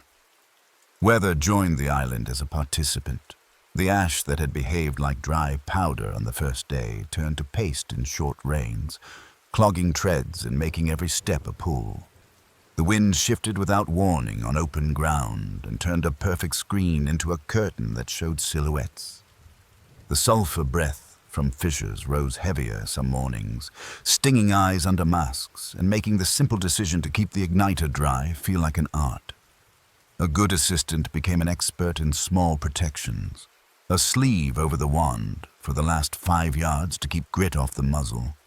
A rag around a valve cover if the surf threw spray farther than expected. A glance shaped like a question that sent a man back 2 paces because the breeze had turned. There were small, necessary inventions. Seabees welded extra plates where tank crews said a burst of splinters tended to find them. Engineers improvised pole charges with heads wrapped to survive abrasion along rough stone. A bulldozer, its blade scarred and its driver invisible behind a new sheet of steel, learned to act as a moving wall for 30 seconds at a time. None of it changed the plan. It made the plan less likely to be interrupted. At night, the line breathed in short, careful pulls. Listening posts sat so close to certain mouths that men could hear the scrape of a boot on rock. Patrols left with chalk and rags marked the first bend in a trench and the angle of a vent with signals that a dawn relief could understand at a glance, and came back with distances that mattered more than news. Field telephones carried whispers until a shell plucked a wire out of its shallow scrape. Then a runner took the one sentence that had to be said to the next man who could act on it. The watchwords never changed. Short bursts, stay low, count seconds, finish immediately with charges if heat has bought you the chance. Somewhere offshore, a carrier battle had been fought and an escort carrier lost. The men ashore marked it only by a rumor, and the way the horizon looked, the color of fruit bruised under skin at dusk. The destroyers stayed on station anyway, turning requests from craters into single rounds that removed the one stone in a wall that kept a section from crossing. In the mornings, more 105s spoke in blocks that staff officers had labeled weeks before. The island felt less like chaos and more like a ledger. Each square accounted for, each lane bought with exactly as much smoke and steel as it took. And something put in the column called future every time a position was not simply avoided, but made impossible to use again. Near the end of the second week, an operator and his assistant reached a culvert mouth on the far side of Airfield Number. 2 that had fought all morning. The tank could not get closer without burying itself. The wind had gone flat, the best it would be all day. The squad leader's hand made the shape that meant 2 bursts, then down, charge right after. The operator pressed the upper face of the trigger and tested the single-shot igniter with a tiny cough of flame to be sure. Then he stepped out to the angle where the stream would carry without splashback. 1-2 into the seam. Down and up. Back. The assistant slid the hose left to keep the bend soft without looking. A demolitions marine went past on his elbows with the charge held high to keep the wiring clean. The culvert answered once, weak and late. The satchel thumped. When the dust settled, the runway had one less voice. The day's log held that sequence in 4 lines that meant more on the ground than any summary could. FT used at 13:15. Enemy, MG ceased. Demo placed 1,317. Det 1,319. Position sealed. Below, in a different hand, the arithmetic that made the section possible continued. Sets filled 0. 835. 7. 11006. 14304. Igniters remaining 5. In the margin, a clerk found room for the part nobody wanted to turn into prose. FTWI. A 0940. Assistant assumed FTWIA 1205. Set lost. Patterns like that one were being copied across the island each day, quietly and with as little drama as a sequence that dangerous can have. They are the reason the tallies at the end of this story will say what they do. On Jima, the tool that reached into stone and airless rooms did the thing it was designed to do. The men who carried it forward kept their side of the bargain: discipline, restraint, seconds measured in breaths, and paid for each yard with a steadiness that later readers have had to squint to see in columns of figures. The plateau still had names ahead that would require new pages. The method would not change, nor would the cost. By the second week, the battle felt like a ledger being balanced a square at a time. Suribachi was held in cooling, its galleries sealed in order, and the Corps' weight lay across the Motoyama Plateau.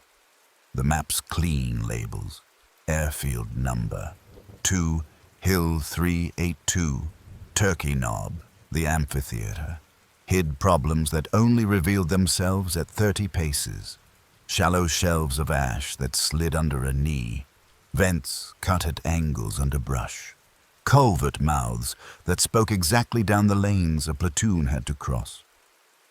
Every feature had been measured months before by the men who now waited inside it. The Marines answered with the only thing that worked: small machines made of people, rehearsed sequences carried out without ceremony, and a patience that counted in breaths, not minutes. The plateau rewarded economy. A squad settled into its drill the way a crew takes stations on a ship. Riflemen fixed a mouth with clipped fire. A Sherman edged forward until its 75 could trim the lip without collapsing the cover the infantry needed. Smoke rounded the corner and held tight. Then the one instrument that could end the argument rose from a fold in the ground. The flamethrower operator moved low and steady, the set's twin cylinders and center tank riding his back, the hose running to a stub-nosed wand with a pyrotechnic igniter at the muzzle. He did not paint. He wrote, a short pulse into the seam, a short pulse to the floor, a snap up to the ceiling, back and away before wind could push heat toward his mask. The assistant, close enough to feel the heat at his cheek, kept the first bend of hose soft and watched the footing as if steadiness were a weapon too. A demolitions man hovered behind with a wrapped satchel charge and a length of wire ready. The moment the return fire slackened, he slid past elbows and knees to place the block where heat and lack of air had already done most of the work. Where the ground would bear it, flame came mounted. The tank projectors, Pacific conversions grafted to familiar Shermans, turned the same method into longer measures. Crews drove closer than they liked because accuracy mattered more than display. Put a stream precisely into the seam, waited through a silence that felt longer than it was, and held while engineers finished. The plateau made success look different than it sounded. Flame vanished into pumice the way water disappears into dry earth. Heat raced through voids and showed itself not as a torch, but as distorted air, the shimmer that meant a machine gun line had loosened its grip. Resupply for the teams looked like a factory welded into a beach. Under canvas and tin, chemical warfare service sections and CBs mixed fuel and thickener in drums, then pumped the gel into cylinders and bled center tanks to the right pressure. Igniters, small cartridges that made the stream light at the muzzle, were counted out one by one and logged on a chalkboard that read like a pulse. FT, sets filled 0. 815-9, 1040-7, 1330-6. Igniters remaining 8, valves 5. A tracked hauler lurched away with 2 filled sets in its bed and the small pouch of parts that made everything more than a promise. Washers to stop a whisper of fuel where a seal had softened. Spare igniters to keep the first squeeze from turning into a blind spray. Valve pieces that could turn useless weight back into the thing we need in 5 minutes. To the west, the 5th Marine Division pushed into broken washes and low rises that maps called by numbers, 362A and 362B, and men knew by textures. In the center and right, the 3rd and 4th Divisions pressed through the runners and revetments of airfield number. 2 toward a landscape already acquiring proper nouns. The amphitheater was not a bowl, but a fan of shallow tiers and cuts that could see each other too well. Turkey Knob rose only a little and mattered a great deal. A rind of rock and poured concrete with a communications core sunk deep and stubborn. Hill 382 was less a peak than a neighborhood of problems, each one within shouting distance of the next. Everywhere the enemy followed a plan that did not waste men. There were no massed night charges. Instead, a single grenade came around a corner a patrol had marked at dusk. A small mortar walked a precise pattern where an operator would have to stand for 2 seconds. A slit that had not spoken at noon opened from a flanking angle because a tunnel crew had moved by a route no aerial photo had guessed at. The sound of the larger spigot mortars, off-kilter and long-breathed, taught men not to look up when they were already as low as they could be. The lighter Type 89 dischargers did their fussy work at closer ranges, bracketing foxholes and the shallow cuts where a tank had to pause to keep its tracks biting. If there was a virtue on offer, it was not speed, it was control. Communication stitched the control together. Surefire controlled parties lay in the same ruts as the squads they supported, talking to destroyers tucked just off the island's edge in a language that sounded like paperwork because anything else wasted time. Grid, bearing, danger close. A single round into a counted slit made a minute possible that otherwise would not exist. Coarse artillery, ashore and registered now in short blocks, through smoke where forward observers asked it to. Not a haze, but curtains laid like boards, masking the last 7 yards of a run that no one could survive in the open. Radios under ash worked better than they had a right to. Field telephones worked until a fragment lifted a wire out of a shallow scrape, and someone had to crawl with the one sentence the next post needed. The first week of March wrote the plateau into history line by line. Elements of the 3rd Division stepped over the last spans of airfield number. 2, across paving that looked open and was not, while the 4th chewed on the amphitheater's tiers, throwing flame into seams that pulled heat away, and then sealing with charges as if laying bricks. Tank flame vehicles rolled forward until their nozzles sat at the right height, burned in short arcs, and waited with engines chugging while engineers worked. A bulldozer, scarred with plate welded on by Seabees who had started the job in a lagoon days before the landing, acted as a moving wall for 30 seconds at a time so a team could get the last distance to a culvert. In a neighboring sector, a platoon leader cupped a handset and asked a destroyer to take 1 stone out of a wall from a mile away. The answer came like a door closing. Turkey Knob absorbed days. Tanks pummeled what the concrete core would let them reach and found that concussion disappeared into the rind with little to show. The outer mouths had to be made unworkable one by one. Flame into the seam from close enough to put it where air would carry it. Charges set by feel around corners, vents denied with stone and dirt pushed down from above. A communications shaft in the core lived longer than anyone wanted and did less good for the defenders than they hoped once everything around it had been choked off. Company journals kept their tone steady. Short burn 11:05, silence in East Slit. Satchel placed 11:08, vent sealed 11:20. If a sentence allowed pride, It tended to be for restraint. Operator conserved fuel. 3 bursts, charge in immediately. Hill 382 fell the way. All hard ground fell on this island, by pieces. A shelf that had been impossible to face at noon became manageable at 3 after smoke turned a machine gun into a rumor and a tank took the corner off the wall that made the angle wrong.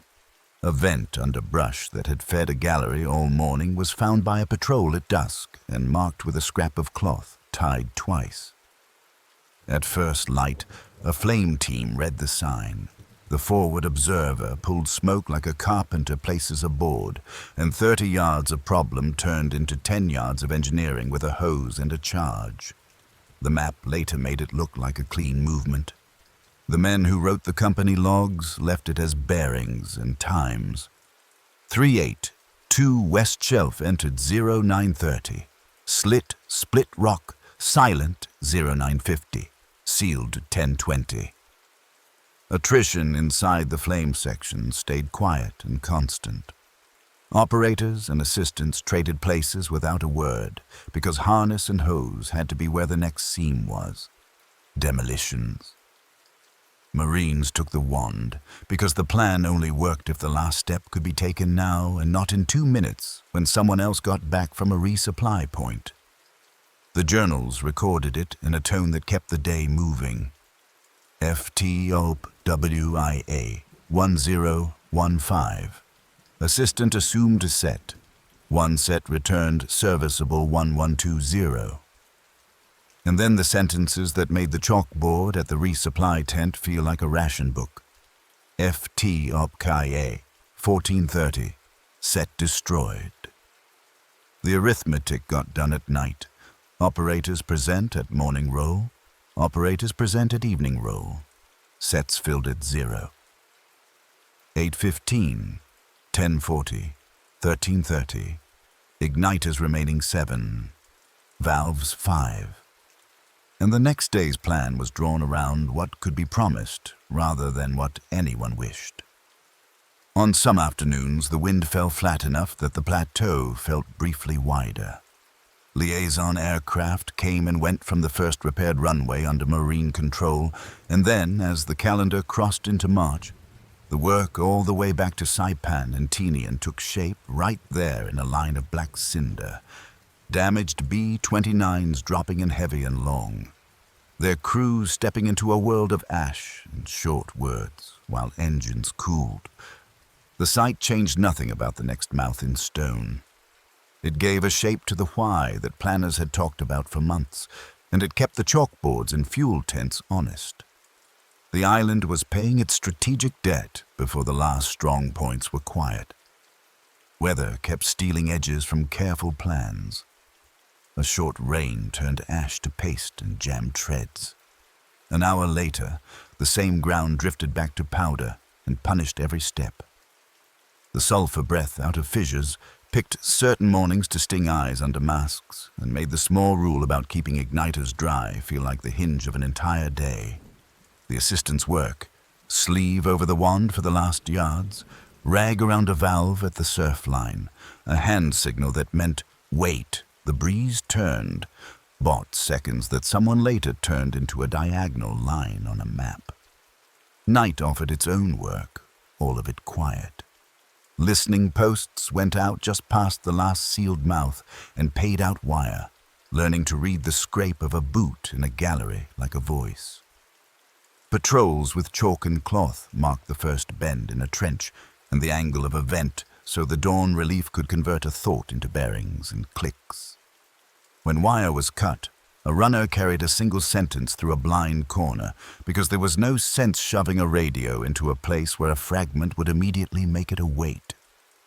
A forward observer lay still enough to feel the ash settle and counted seconds between mortars to tell whether the ladder had moved up a rung or merely paused. By mid-March, the map showed a narrower island. The meat grinder's edges had been bitten and held. The amphitheater was unfriendly to anyone who did not own the cards that named its tiers.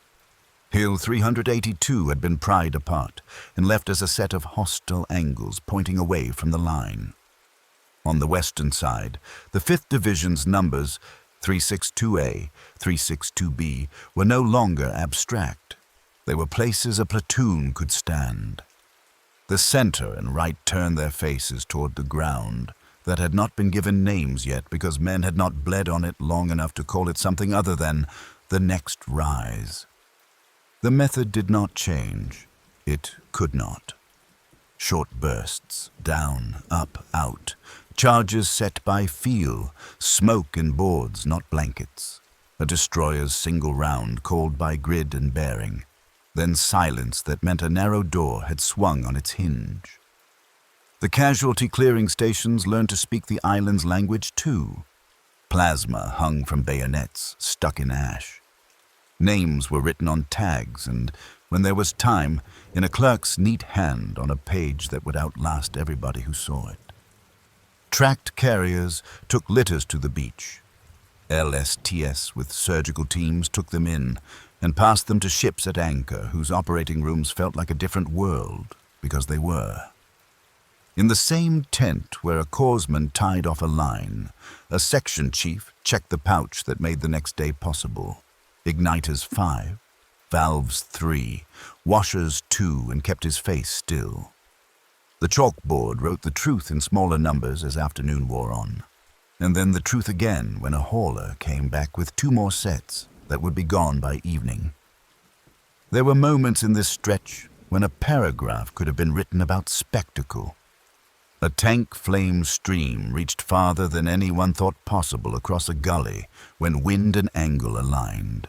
A culvert that had killed men all morning went quiet so fast that an entire squad stood still for a second in disbelief before habit shoved them forward. The journals did not indulge much. They kept to the grammar that made tomorrow possible. Where, when, what, and how, a thing had been made to stop speaking. On a calm day, from the lip of a terrace, a leader could see the mountain behind and the sea under a strip of thin cloud. The line did not turn to look for long. The next mouth was still in front of them. What had been implicit since the first hour on the beach was open by now in the returns. The tool that reached into stone and airless rooms did exactly what it had been designed to do, and the men who carried it forward did exactly what their drill demanded, with a restraint that read as bravery because it cost less life than haste.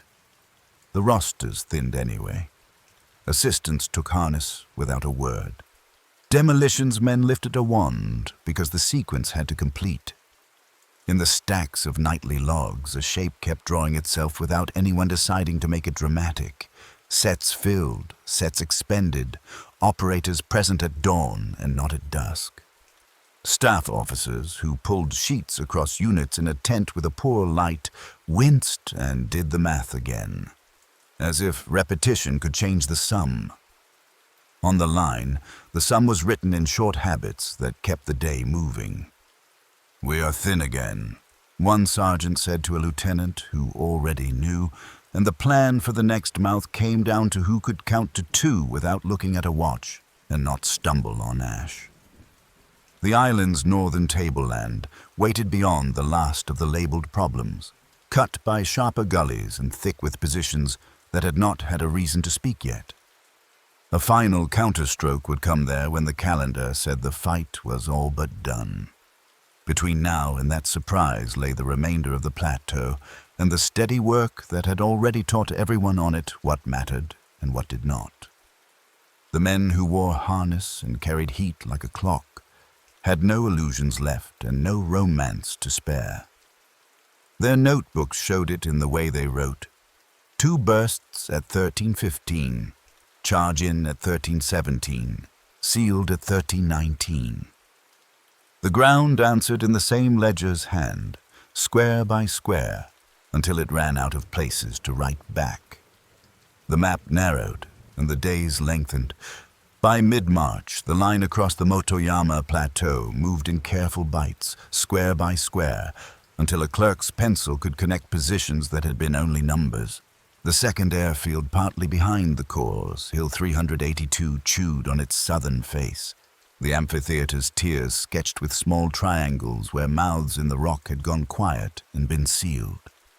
The work felt less like attacking an island than like auditing one, verifying each slit, each culvert, each vent, then signing it off with a line in a notebook and a charge tucked into place. Everywhere, the same small machine did the heaviest part. Riflemen fixed an opening. A Sherman trimmed the lip that made the angle wrong and kept its coaxials steady on the aperture. Smoke came in boards, not blankets, laid in tight panels so the last 7 yards would exist. Then the instrument that could actually end the argument rose from the ash. The flamethrower operator moved without hurry, the twin fuel cylinders and center tank riding his back, the hose arcing in one controlled bend to a stub-nosed projector. He counted in seconds he did not waste on looking. 1 pulse into the seam, 1 to the floor, a snap up to the ceiling, then a step back before the wind could push heat into his mask. His assistant made steadiness a second weapon, keeping the first curve of hose soft, checking a boot heel's grip in sliding pumice, and tipping the wand a breath to left or right when the stream needed an inch. A demolitions marine slid past on his elbows, a wrapped satchel in his hands, and a length of wire coiling behind. If the line from the slit faltered, the charge went in where heat and empty air had already done most of the work. When the dust fell still, the squad leader touched the triangle on his card with a pencil and said almost conversationally, "Next one." Mounted flame reached where feet could not. The Pacific conversions, flame projectors mated to Sherman's crews already trusted, worked a longer geometry with the same restraint, close enough to write precisely into the seam, short arcs rather than sweeps, hold fast while engineers finished. On this ground, success often looked like absence. Flame vanished into pumice like water into dry earth. Heat raced in the unseen and came back as a shimmer. Then, the machine gun line that had felt like a string pulled tight across the chest went slack, and a minute that didn't exist before opened for the charge and the wire. The island kept teaching the same lesson in different rooms. Airfield number 2 looked open on a map, and was not. Every revetment was a blind corner, every culvert a mouth cut back just far enough to demand hands, not firepower alone.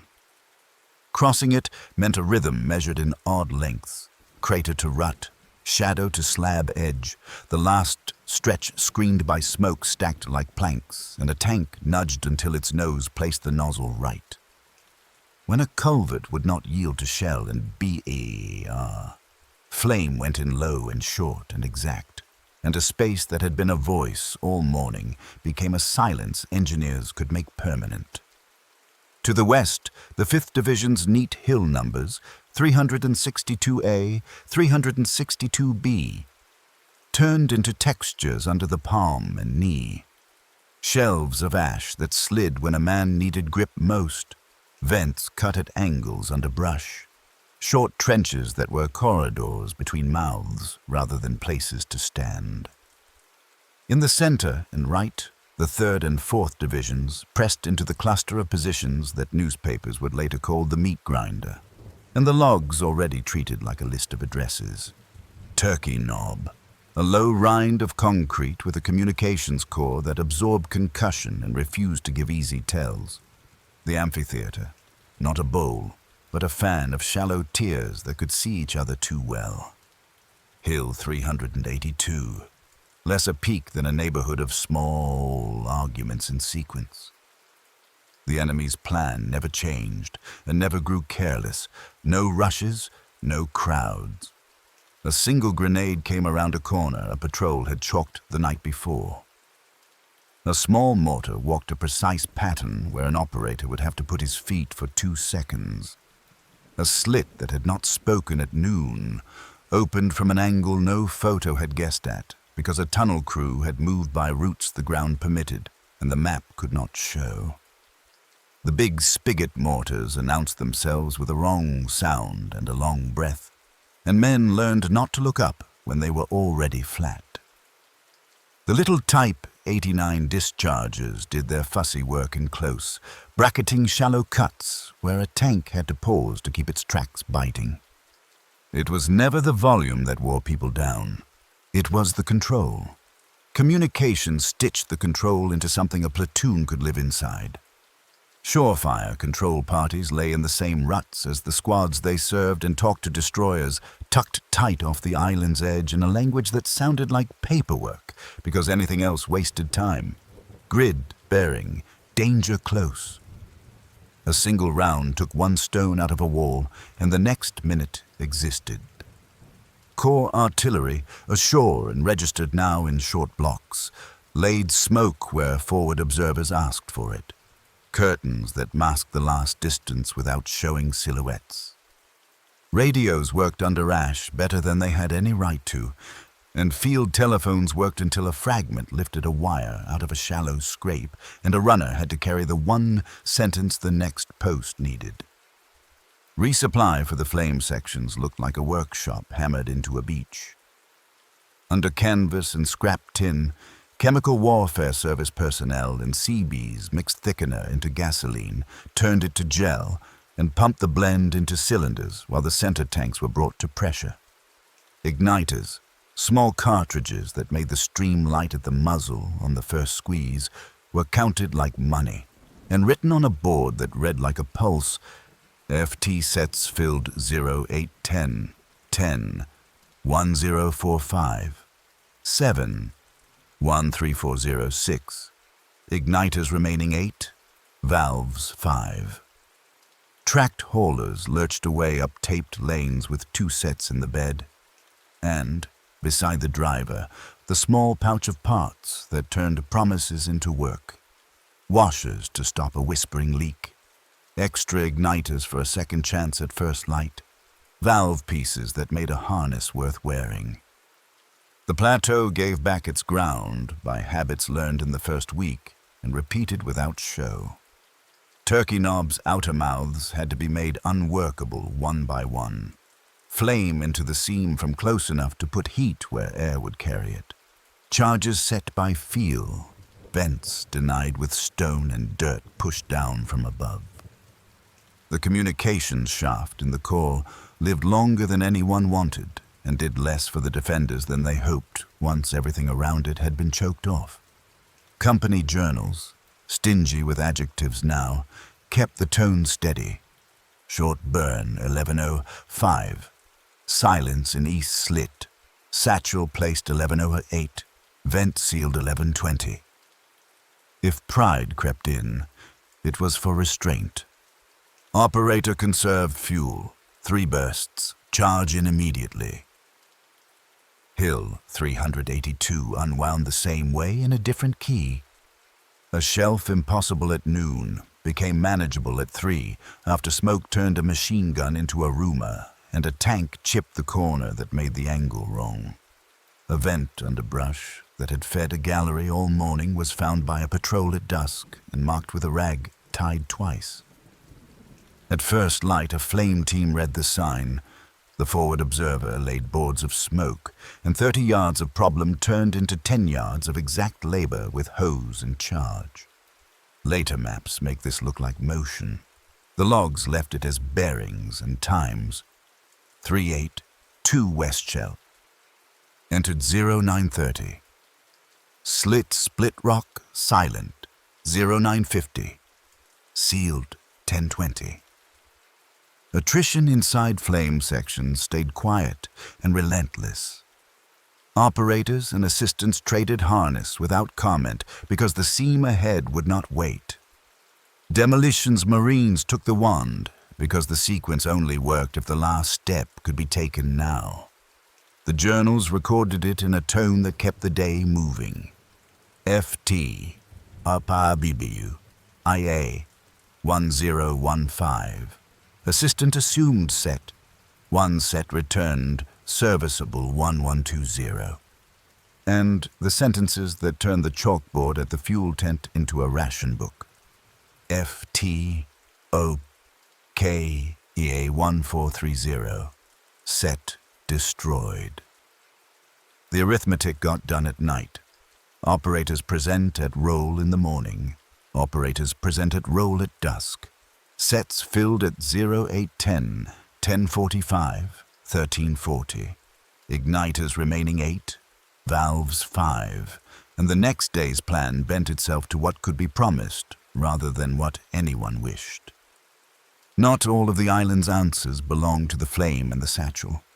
In some sectors, a bulldozer that had been given armor in a lagoon weeks before the landing crawled forward nose up to act as a moving wall for a half-minute at a time. A crew's hands, invisible behind the plate, learned to feel fuel through the blade when pumice would hold and when it would slide. In others, a destroyer took a request from a crater for one round into a counted slit and returned a minute that otherwise would not exist. None of it was spectacular. All of it was exact. Weather joined the enemy as a participant. A short rain turned ash to paste and jammed treads.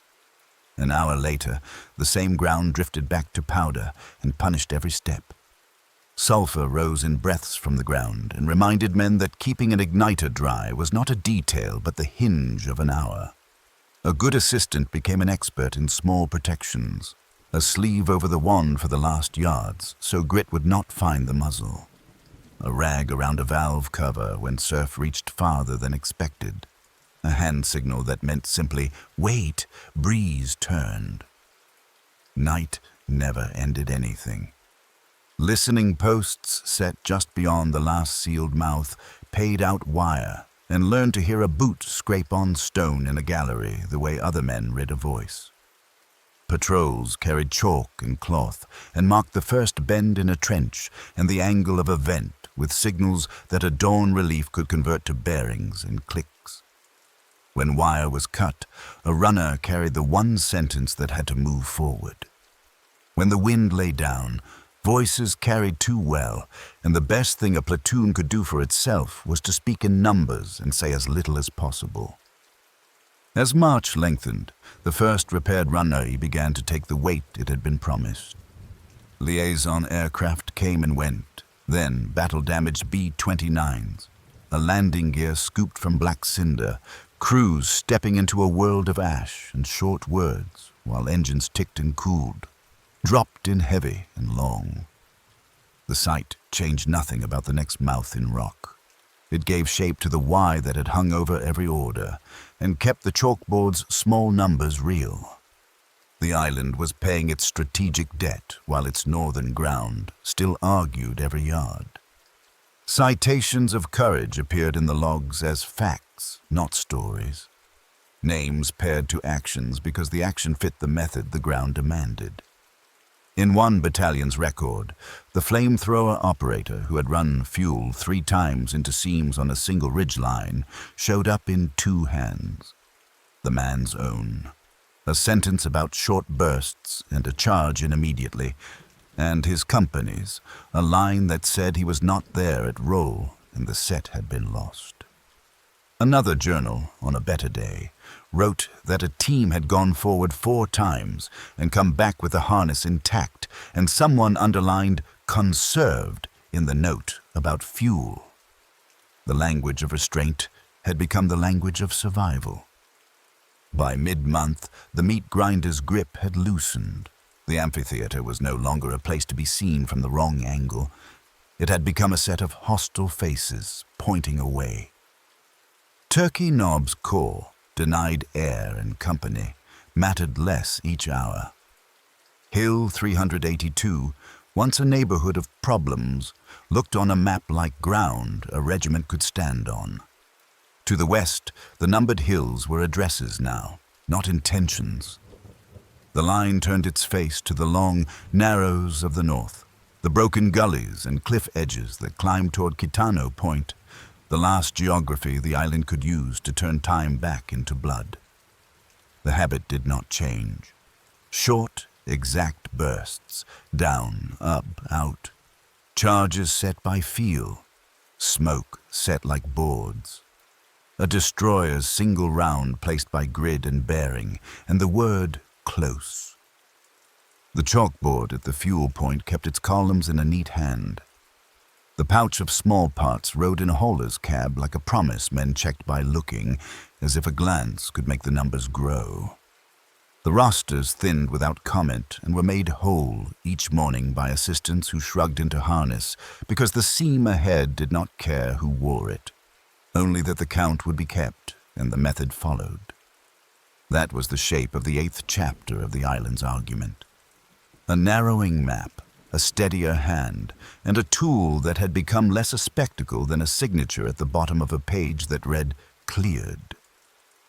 Beyond the last terraces of Motoyama lay the hard edges of the north, cliffs and breaks, caves that had not had a reason to speak yet, and one last attempt to change the arithmetic after dark.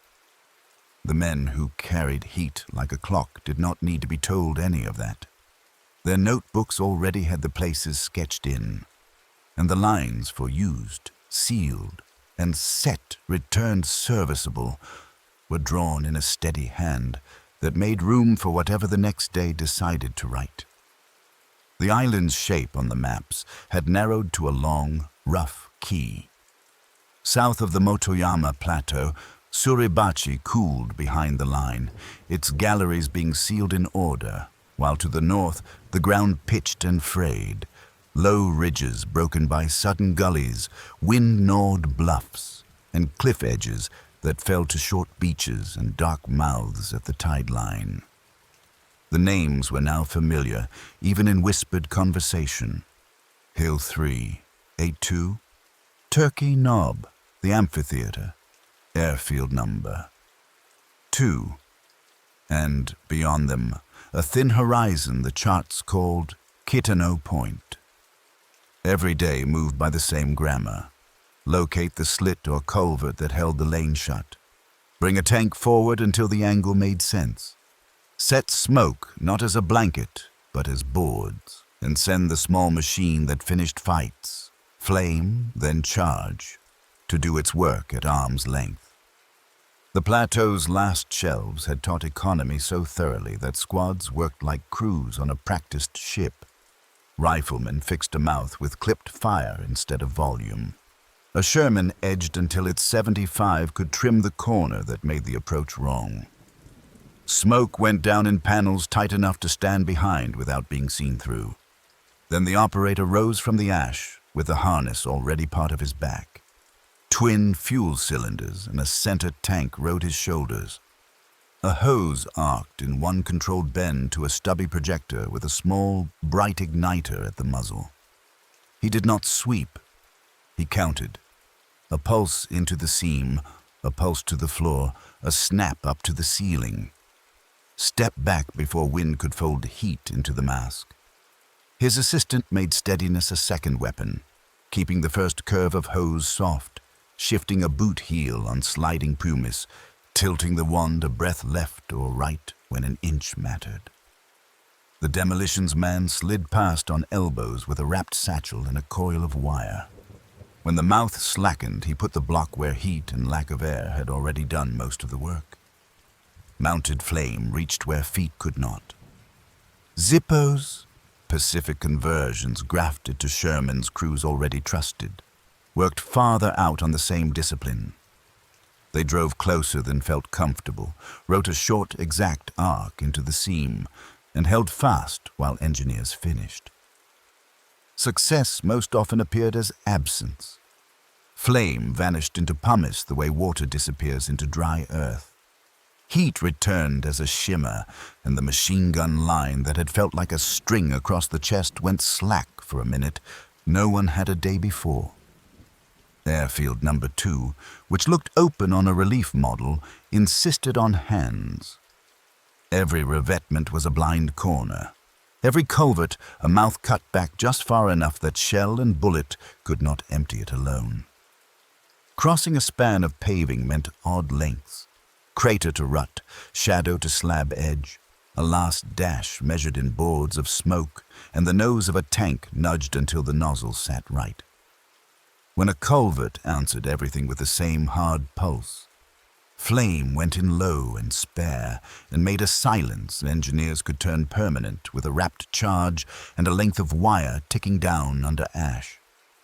To the west, The numbered hills, 362A and 362B, were less numbers than textures under palms and knees. Shelves slid just when a man needed grip.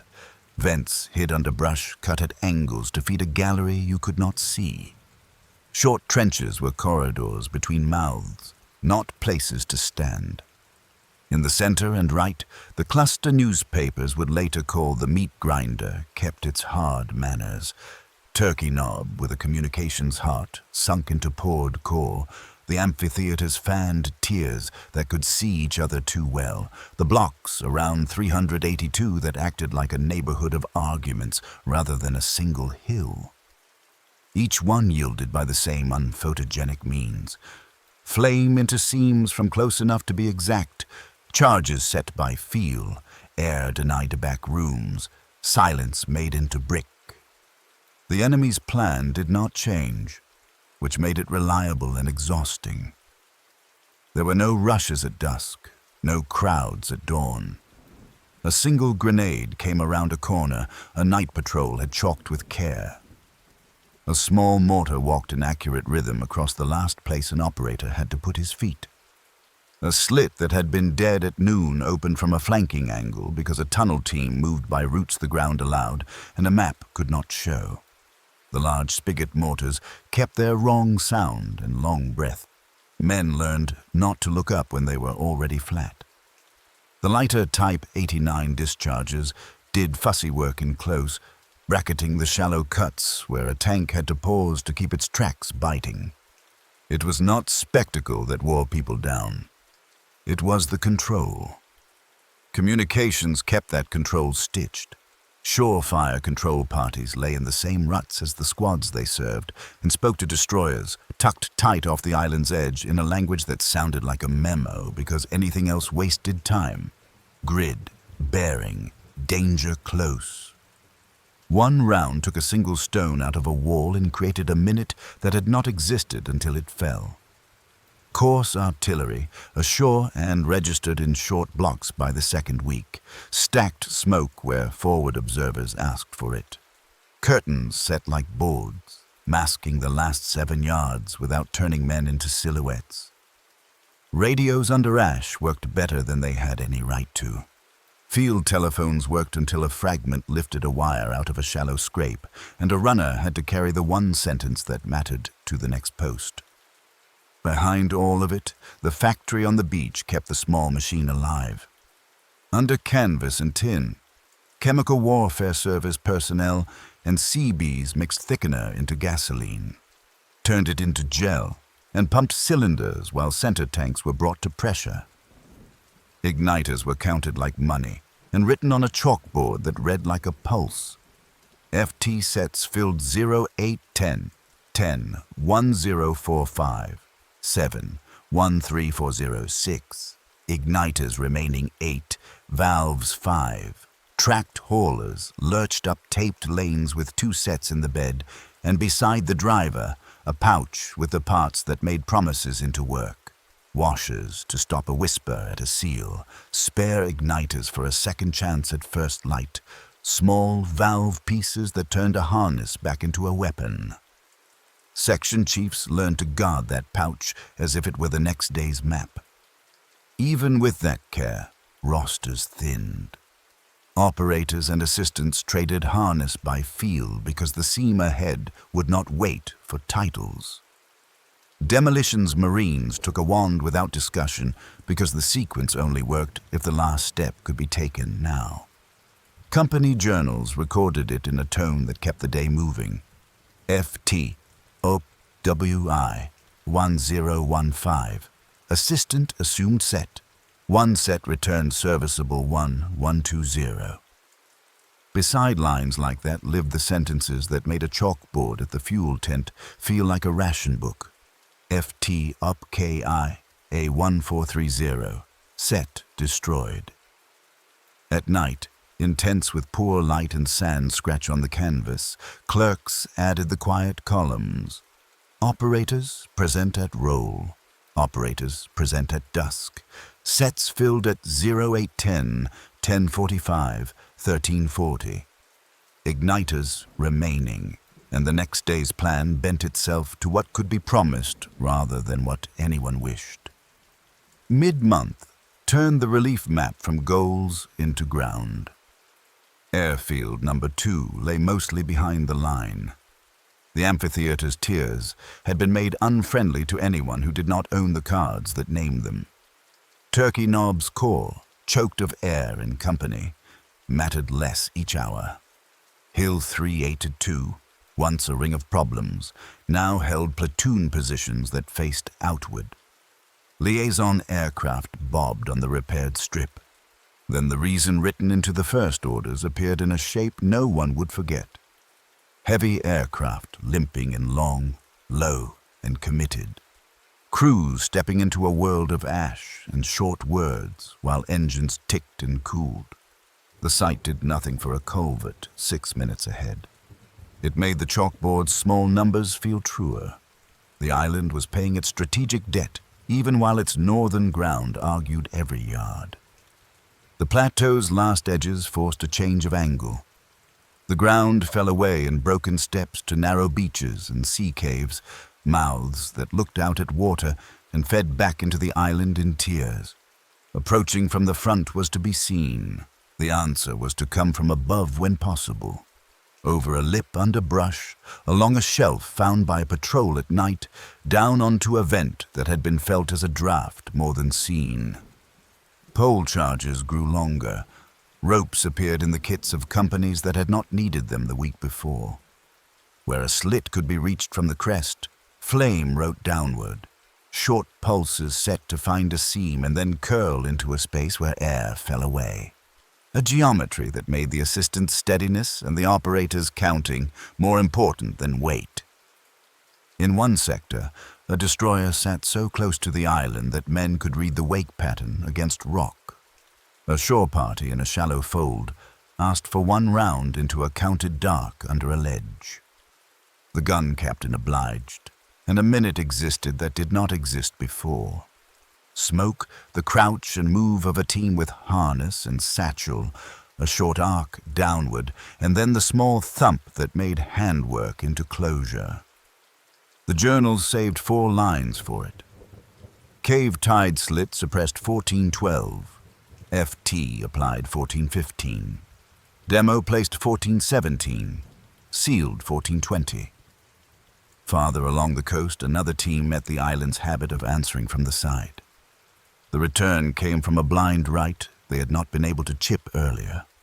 The assistant felt the hose tighten, slid his boot heel, and put the wand back on the seam without looking. A bar gun on the shelf above spoke 3 short sentences. The charge went in. Quiet returned with a rush of air drawing in through a place that no longer mattered. Weather and ground traded small insults with the line every hour.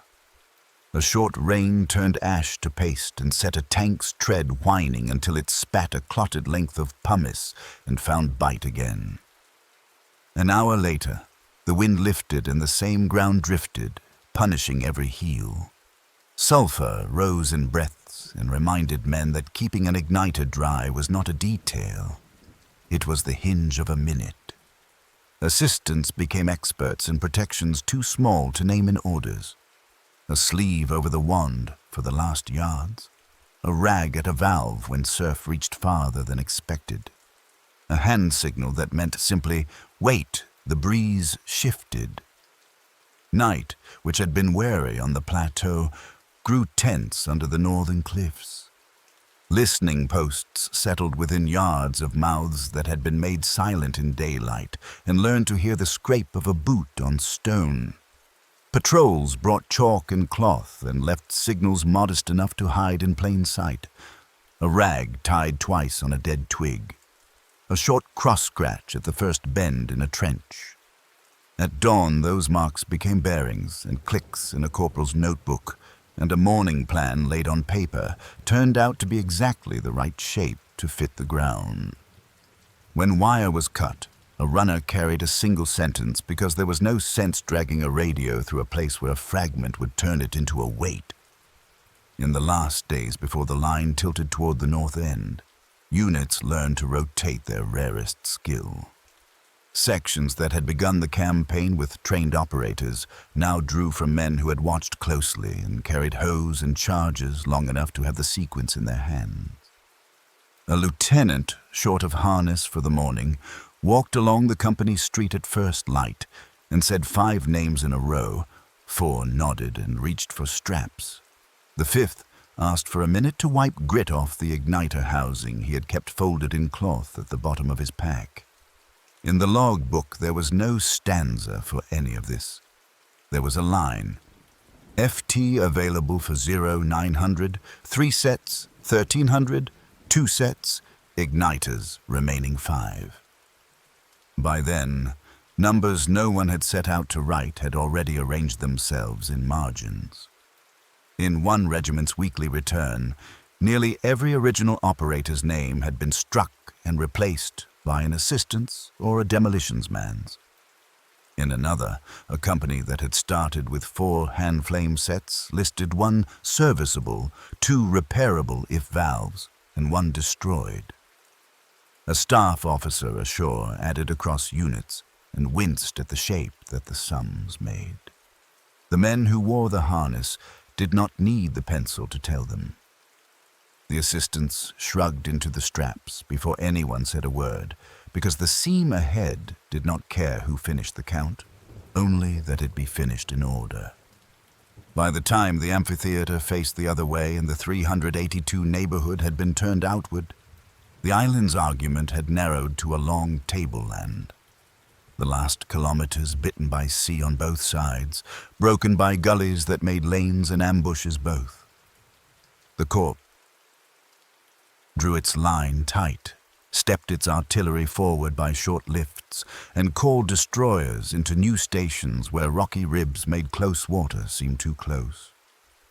Word moved down company streets that a declaration would come soon about what was secured and what was mopping, and men took it for what it was, a mark on a map that mattered to the larger war and not at all to the culvert in front of them at 10 in the morning. In the rear areas that had grown up behind Airfield Number 2, the island's other war went on, the one of pallets and cords and chalk marks, when another kind of quiet broke. There were rumors of larger moves after dark from the north. The ground encouraged it. Tunnels did not end when a line passed. They curved, rose, and emerged like old arguments in new rooms. Sentries near supply lots and aid stations learned to keep their rifles within reach even under a tarpaulin, and engineers woke twice a night to the hard, specific sound of a single shot where nothing should have been awake at all. It would gather into something more than rumor before the end.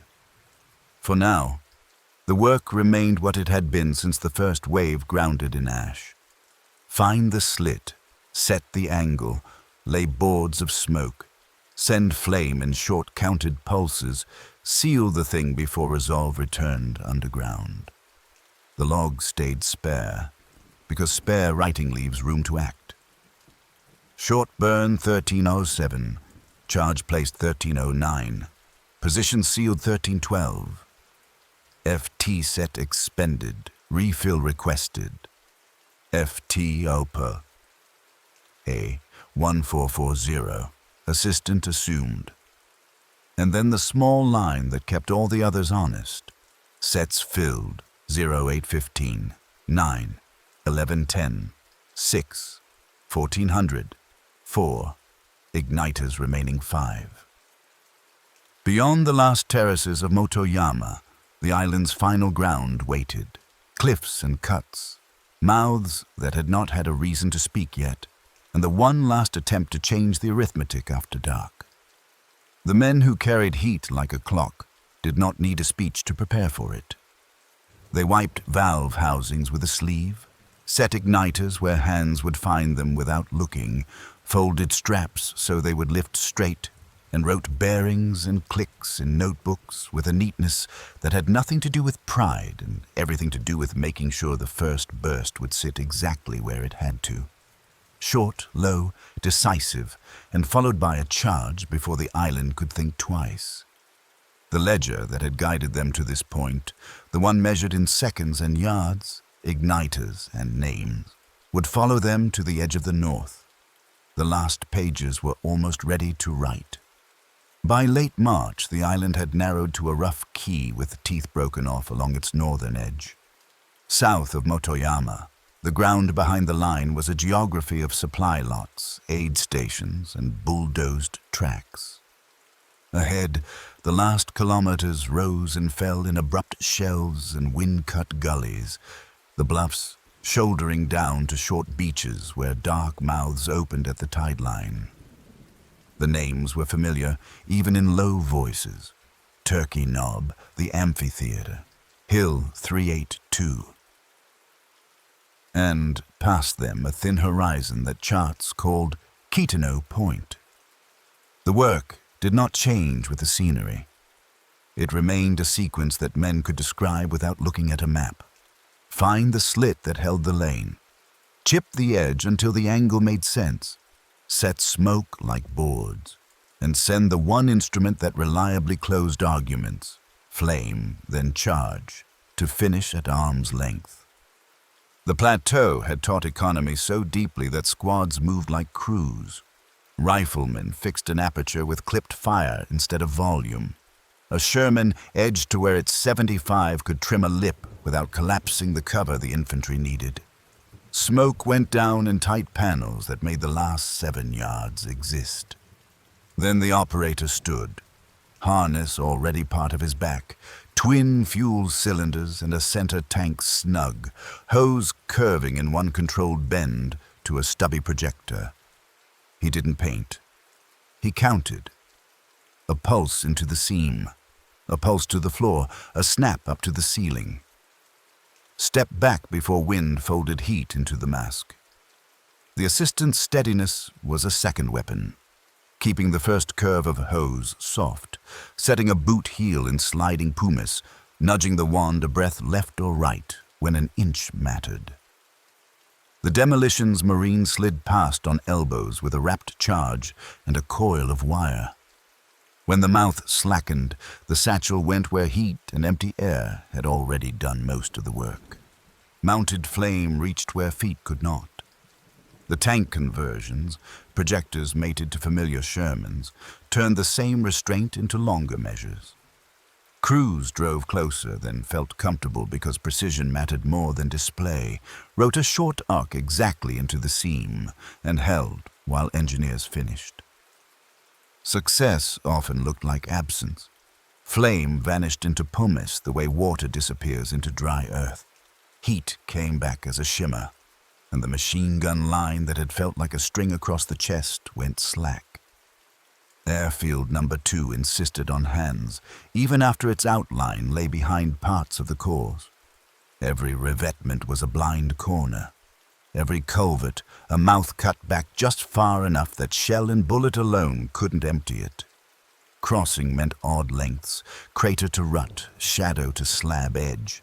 Then the lost dash, covered by boards of smoke, and the nose of a tank nudged until the nozzle sat right. When a culvert answered everything with the same hard pulse. Flame went low and spare, and made the silence that engineers turned permanent with a wrapped charge and a fuse that ticked underneath the ash. Westward, the hills with tidy numerals, 362A, 362B, were textures under palms and knees. Shelves slid when a man needed grip. Vents hid under brush cut at angles. Short trenches served as corridors between mouths rather than places to stand. In the center and right, the cluster everyone called the meat grinder kept its hard manners.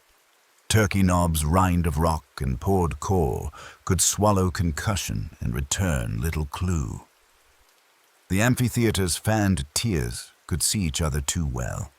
The neighborhood around 382 was an argument in sequence rather than a single hill.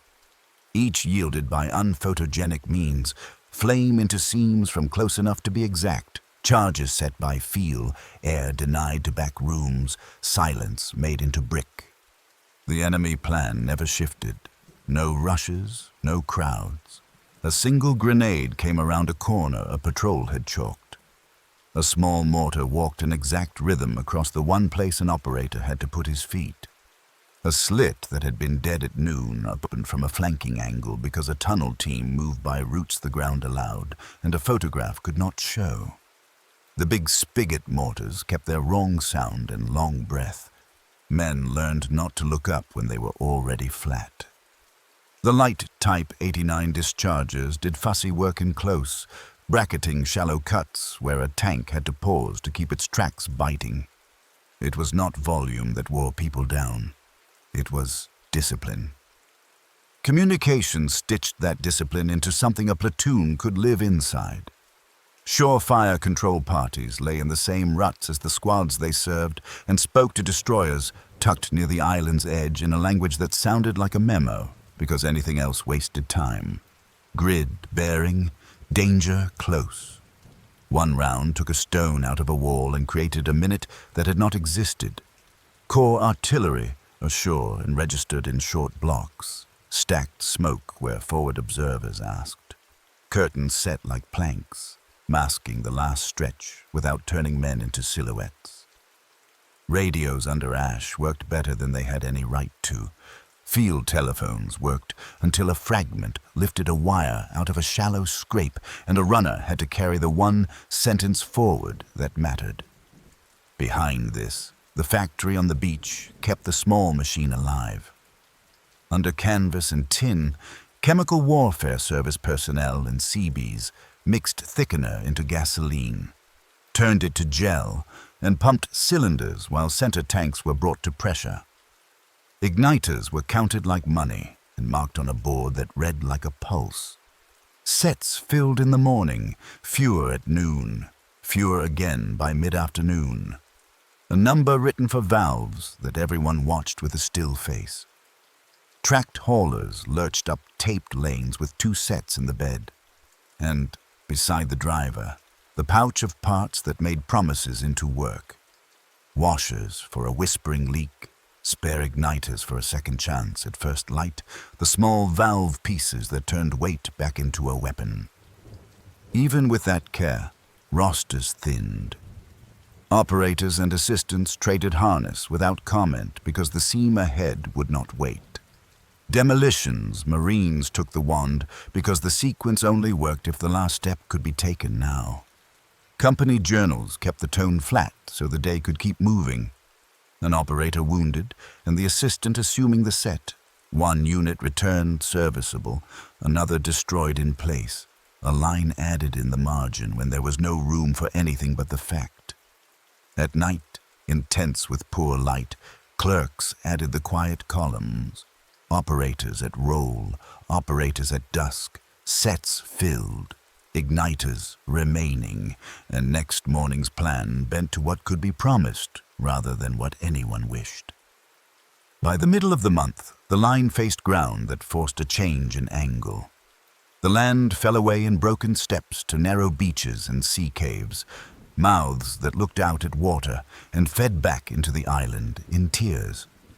Approaching from the front was to be seen. The answer came from above when it could, over a lip under brush, along a shelf found by a patrol in the dark, down onto a vent that patrols had felt as a draft rather than seen. Pole charges grew longer. Ropes appeared in company kits. When a slit could be reached from the crest, flame wrote downward. Short, counted pulses aimed to find a seam and curl into a space where air fell away. Geometry that made the operator's rhythm and the assistant's small corrections more important than weight. In one sector, a destroyer sat so close to the island that men could read the wake on rock. A shore party in a shallow fold asked for a single round into the dark under a ledge they had numbered the night before. The answer brought a minute that did not exist an instant earlier. Smoke. The crouch and move of a team with harness and satchel. A short arc downward, the soft thump that turns handwork into closure. The journals saved 4 lines for it and moved on. Farther along the coast, another team met the island's habit of replying from the side. The return came late and right. The assistant felt the hose stiffen, slid his heel, put the wand back on the seam without looking. A bar up on the shelf spoke 3 short sentences.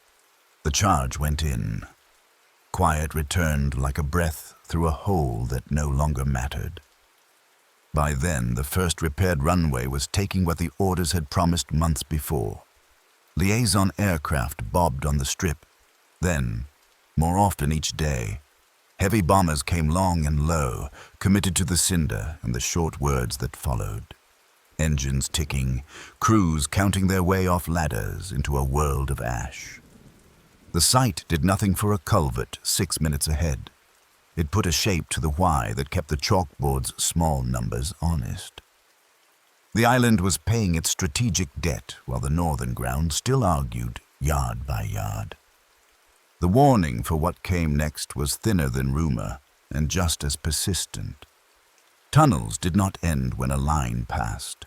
They curved and rose and entered rooms no map had named. Sentries near supply lots and aid stations learned to keep a rifle within reach even under a tarp. Engineers woke twice at night to the hard sound of a single shot where nobody should have been awake. A Seabee who had spent the day shaping a roadbed kept his helmet by his cot and the cot's legs in sandbags. In the line companies, leaders set listening posts close and tighter still, knowing the ground encouraged movement in the dark, even when the doctrine had not. The attempt came in the last hours before the official word would call the island secured.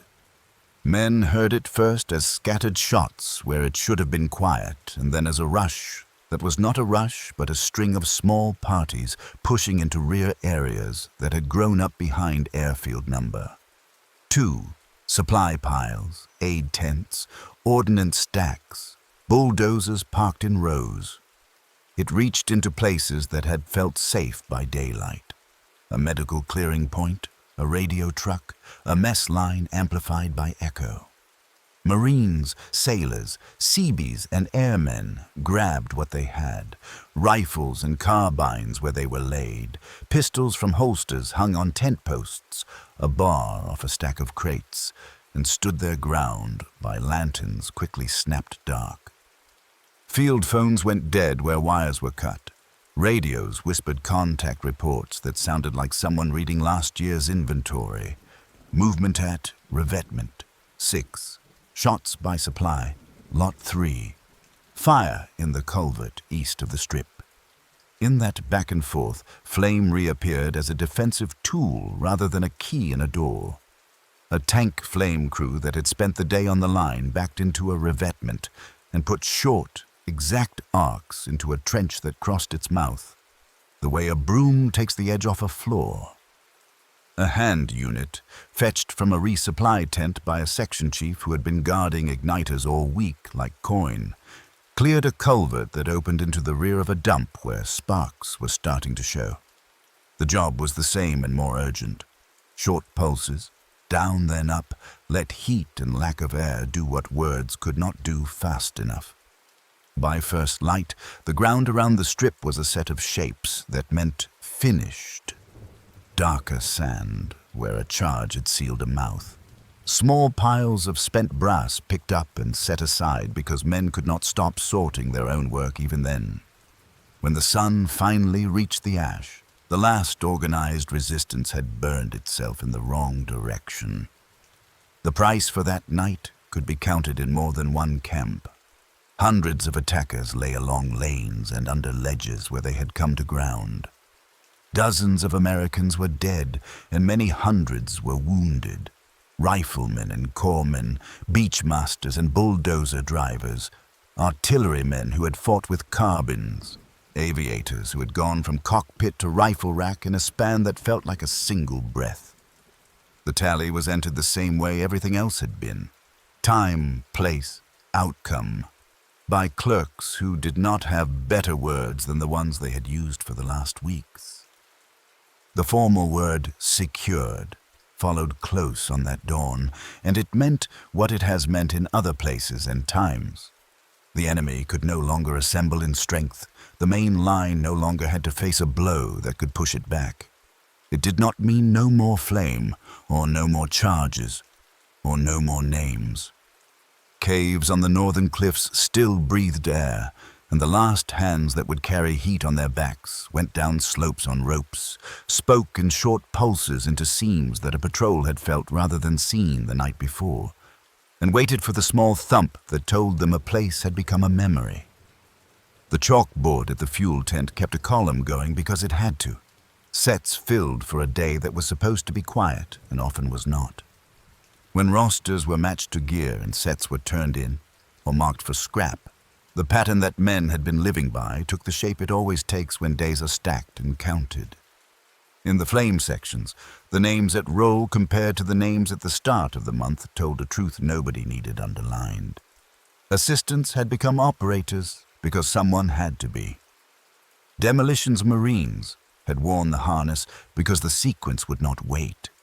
Sets that had started as equipment ended up as entries under lost, destroyed, or serviceable, valve replaced. In company streets, men wiped the last grit from igniter housings out of habit, even when they knew the thing would go back into a crate and the crate into a truck. By late morning, heavy bombers were already dropping in and lifting off again, engines low over ground that looked from above like a map drawn in pencil. On the terraces and in the gullies below, the small machines that had turned apertures into silence were being broken down and stacked. The notebooks that had made ground into numbers were closed and tied with string. The habit remained, as it always does, even after the need has passed, short, exact, and in order. And on a page in a battalion log, near the entries that listed the last sealed mouths, the last charges placed, a thin column of figures sat quietly where it had been gathering for weeks. How many sets went forward? How many returned serviceable? How many names were no longer answered at roll? The word secured did not end the work. It changed its shape. With the northern end of the island pressed into a long, broken tableland, Marines, sailors, and sea bees spent their days translating the last dark spaces into notes and closures. Sea caves beneath the bluffs, vents hidden under scrub, galleries that breathed faintly even after the line had passed them by. The same sequence that had carried the plateau still applied, only now it ran downward on rope and along shelves too narrow for a man to turn around without scraping his shoulder on stone. Teams went over the edge in harness, one after another, their ropes paid out by men braced in ash above. A forward observer, lying flat at the lip, called a destroyer a cable closer for insurance. A single round into a numbered crease in the cliff face to buy a minute of quiet that would not otherwise exist. Then smoke laid in boards rather than blankets to keep the wind from turning it into a flag. And finally the instrument that still finished arguments. A hand unit carried low and exact, the operator counting short pulses downward, the assistant keeping the first bend of hose soft while his boot heel hunted for purchase in pumice that trickled like hourglass sand. When the return fire slackened, more often a pause in sound than a change in sight, the demolitions Marine slid past on elbows and knees with a wrapped charge and a coil of wire, set it by feel in the seam the heat had opened, and back the way he had come. The thump that followed was small and consequential. A corporal drew a line through a triangle on his pocket card and wrote the hour. Inside the line, the island worked like a factory in reverse. Fuel tents still mixed thickener into gasoline and pumped cylinders, but the chalkboard filled slower each morning, and the pouch of valve parts at the hauler's elbow, washers, igniters, small pieces that turned weight into a weapon, emptied less quickly. Pressure tanks were bled down at night with a practiced caution. Igniter housings were brushed of grit and wrapped in rags that had lived in the same pocket for a month. The section chief still guarded his numbers the way a paymaster guards his roll. Sets filled 0. 8:30, 5, 1100, 3. 14:30. 2. Igniters remaining. 6. Near him, a note appeared on most days now that had been rare before. Returned serviceable. Farther back, the administrators of Precision gathered their own end-of-shift totals. Company journals that had learned to write in bearings and times began to collect small lessons while the ash was still fresh. Smoke in panels, not haze, when wind works across a shelf. Short bursts down and up at a vent that drafts wrong. Bulldozer plate useful for 30 seconds and no more on a slope of crushed pumice. Pressure refill only under cover that will still be there after 3 minutes. The tone stayed plain because plain writing travels well. Conserve fuel. Count aloud if you must. Boards, not blankets. Charge in immediately. Not everything pointed down. On the repaired runways, fighters began to stage north. P-51s, making the trip to Japan that planners had drawn in pencil months before. Liaison aircraft came and went with a regularity that made their presence feel ordinary. And then, more often each week, B-29s appeared on final approach. Long, low, committed, engines ticking after cut-off, while crews stepped into a world of ash and short words. The sight changed nothing about a culvert 5 minutes beyond a company street. It gave a shape to the arithmetic that had governed each day's small jobs. The island was paying its strategic debt even as its last mouths were being turned into memory. In the northern gullies, the front edge of the work belonged as much to the men who had not trained as operators as to the ones who had. Rosters had thinned. Assistants shrugged into harness, as a matter of course. Demolitions Marines took the wand when the sequence demanded finishing, and there was no other shoulder free to carry it. The journals kept their tone so the day could keep moving. FT WWII 1010. Assistant assumed set. 1 set returned 1035. Serviceable. Beside lines like that lived the entries that had appeared in every battalion's record since the first morning. FT IA 1245. Set destroyed. At night, intense with poor light, clerks added the quiet columns. Operators at roll, operators at dusk, sets filled, igniters remaining, and the next day's plan bent to what could be promised rather than what anyone wished. Cave work along the tide line developed its own grammar. Approaching from the beach meant being seen. Coming down from above meant moving by touch. Patrols marked drafts felt at ankle height with scraps of cloth tied twice to dead brush. At first light, those modest signs became bearings and clicks in a corporal's notebook. A destroyer laid one round into a ledge a shore party had numbered the night before. Smoke went in like planks. The operator wrote 3 pulses downward, seam, floor, ceiling, and stepped back before the breeze could fold heat into his mask. The assistant tilted the wand a breath, left or right, with a hand signal that had evolved without anyone naming it. A charge spoke. Quiet fell in a rush that tasted of salt and sulfur, and a small triangle on a card became a square. Elsewhere, the dozer and the tank made last, precise appearances. A bulldozer, whose plate had been scarred since D-Day, took a blade width of ground into a notch and held 30 seconds for a team working a seam. The wind would not leave alone. A tank backed its nose into a revetment near the strip to use the flame nozzle downward into a trench that fed a culvert behind supply crates. Both crews worked as if they were still under the plateau's steady gaze. Short arcs, no show, hold until charges finished, and backed away without commentary. The journals saved 4 lines for each and moved on. The island's voice carried differently at night now.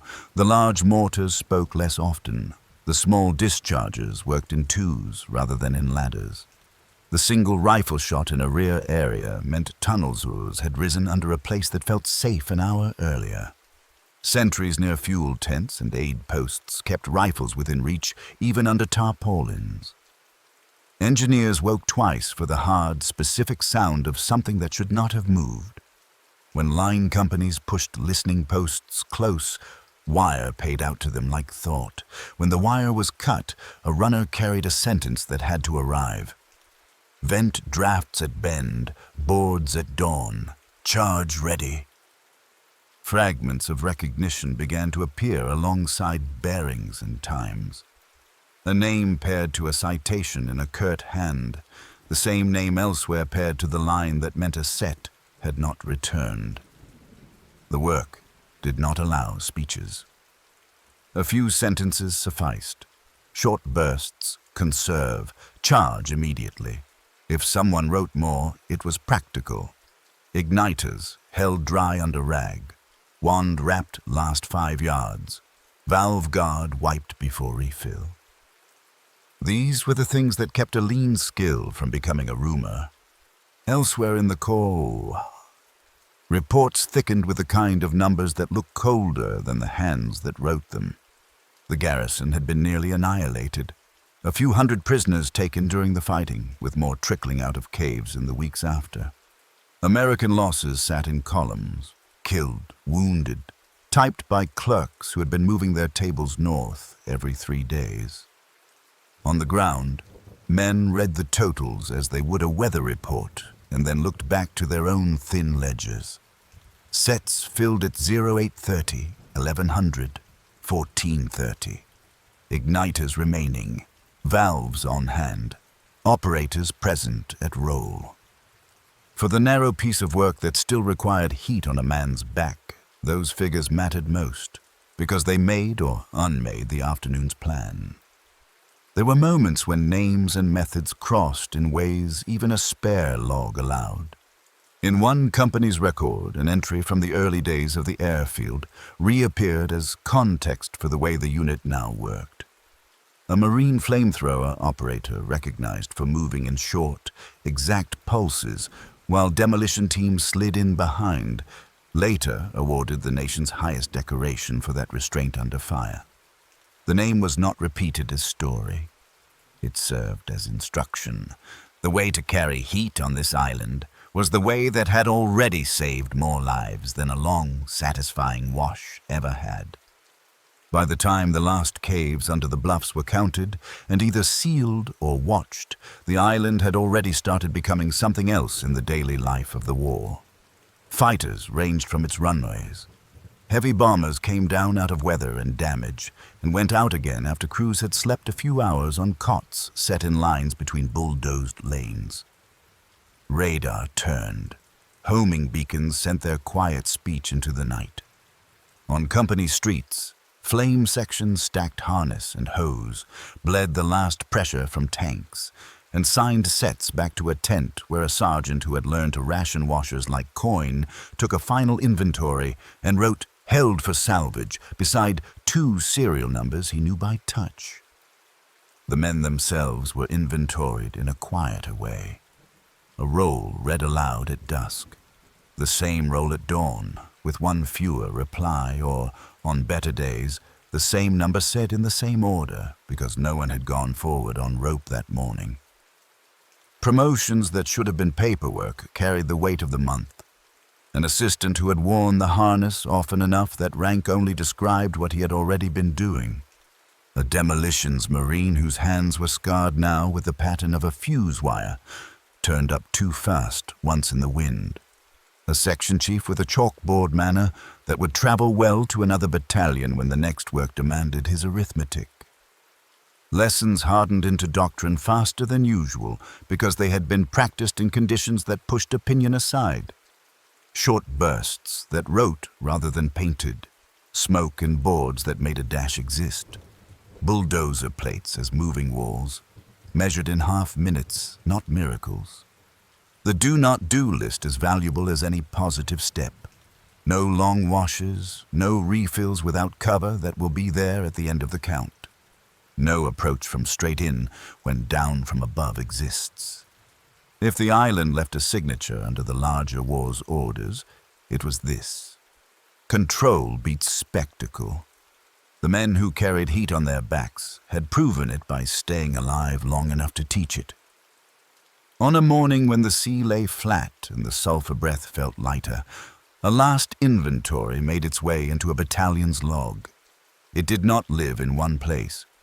It threaded margins and end pages the way a thought threads a conversation.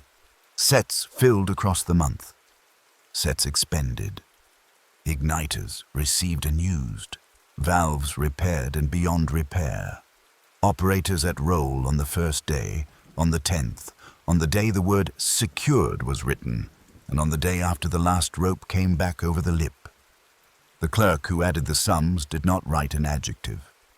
He circled the columns that would travel to higher headquarters with all the others, and he underlined the lines that had to go into a letter to a family far from Ash. By then, the airfields were speaking in a different grammar altogether. Runway lights at dusk, engine checks, a line chief's hand raised to a pilot who nodded without seeing the hand itself. Only the motion. The island's last mouth still breathed in odd places, and men who knew heat and hose and wire went down to close them as needed. But the argument had been decided. The strategic line reached past the bluffs into open water, and the small machines that had made it possible, rifle, tank, smoke, flame, charge, returned to their crates or their next posts. What remained for the flamethrower sections in those days between fighting and departure was the quiet work of turning practice into paper. The chalkboards had already told the day what it needed to know.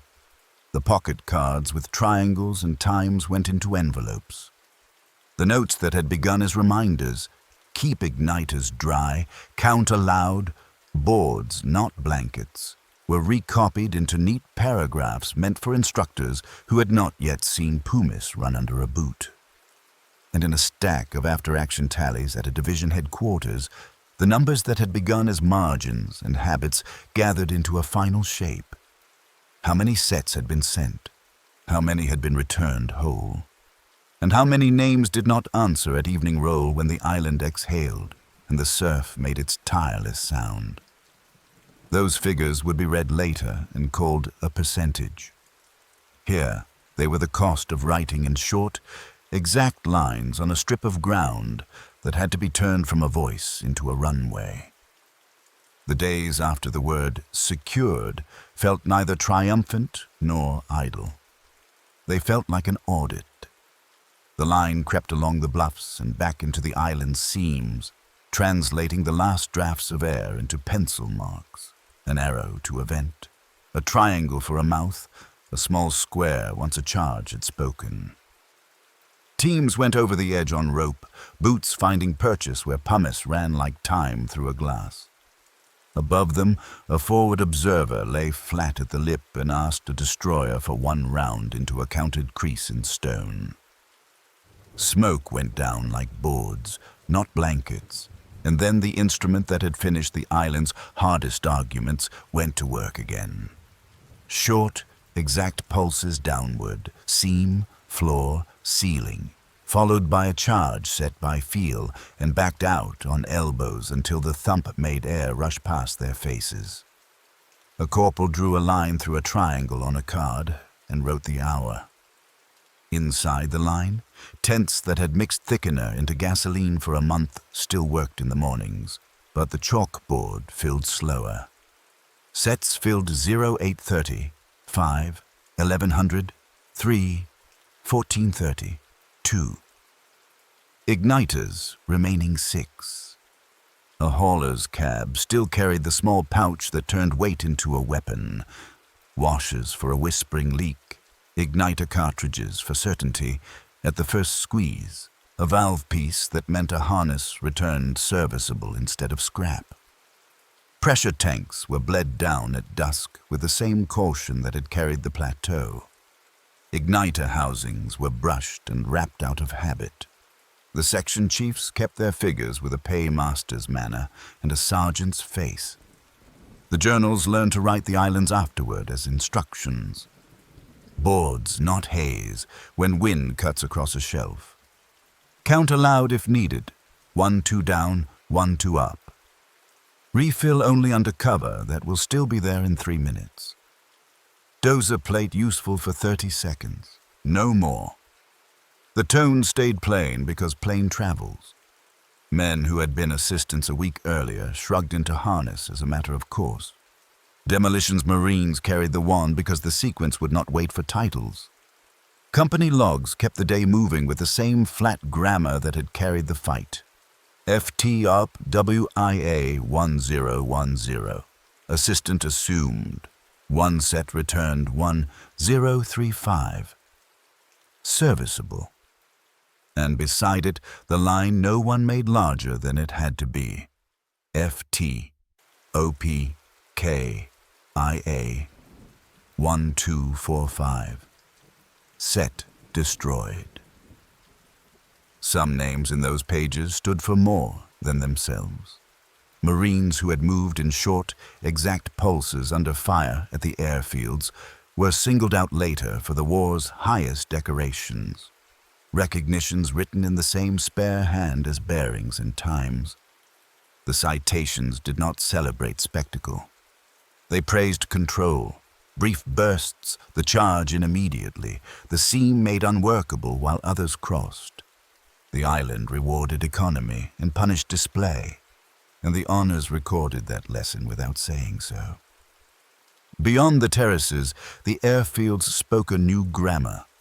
Fighters lifted north off fresh black runways. Liaison planes came and went in a rhythm that felt ordinary by the 4th week. Then, more often, heavy bombers arrived long and low, completely committed, crews stepping into ash and short words while engines ticked themselves quiet. The sight did not change anyone's next job at a vent 5 minutes from a company street. It gave shape to the arithmetic that had governed every small task since the first morning. The island had been chosen so damaged aircraft and tired men could land. Now they did, day after day. On the bluffs above the tide line, cave work developed its own etiquette. Beach approaches were invitations to be seen. The right way came down from above. Along shelves a patrol had marked with modest signals in the dark. A rag tied twice on dead brush, a cross scratch at the first bend in a trench. At first light those signs became bearings and clicks in a corporal's notebook. A single naval round bought a minute. Smoke boarded in. The operator wrote 3 pulses downward and the assistant's hand. Tilt left a breath, now right, made inches matter more than weight. The charge's soft report turned an argument into stone. Elsewhere, machines that had carried the worst of the work made last appearances with the same restraint. A bulldozer, plate scarred since D-Day, took a blade width into a notch and held the island still for half a minute, while a team finished a seam the wind would not leave alone. A tank backed its nose into a revetment near the strip and tilted the flame nozzle down into a trench feeding a culvert behind stacked crates. In the logs, the entries took 4 lines.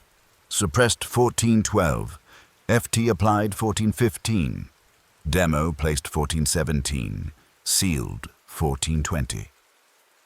Then the pencil moved on. Night sounded different and familiar. The big mortars rarely spoke. Small dischargers worked in twos rather than ladders. A single rifle shot in a rear area meant tunnels had unrolled into a place that felt safe at dusk. Sentries at fuel tents and aid posts kept rifles within reach under tarpaulins. Engineers woke to a specific sound and moved like men who had laid guitars down mid-song. Listening posts paid out wire as if it were thought.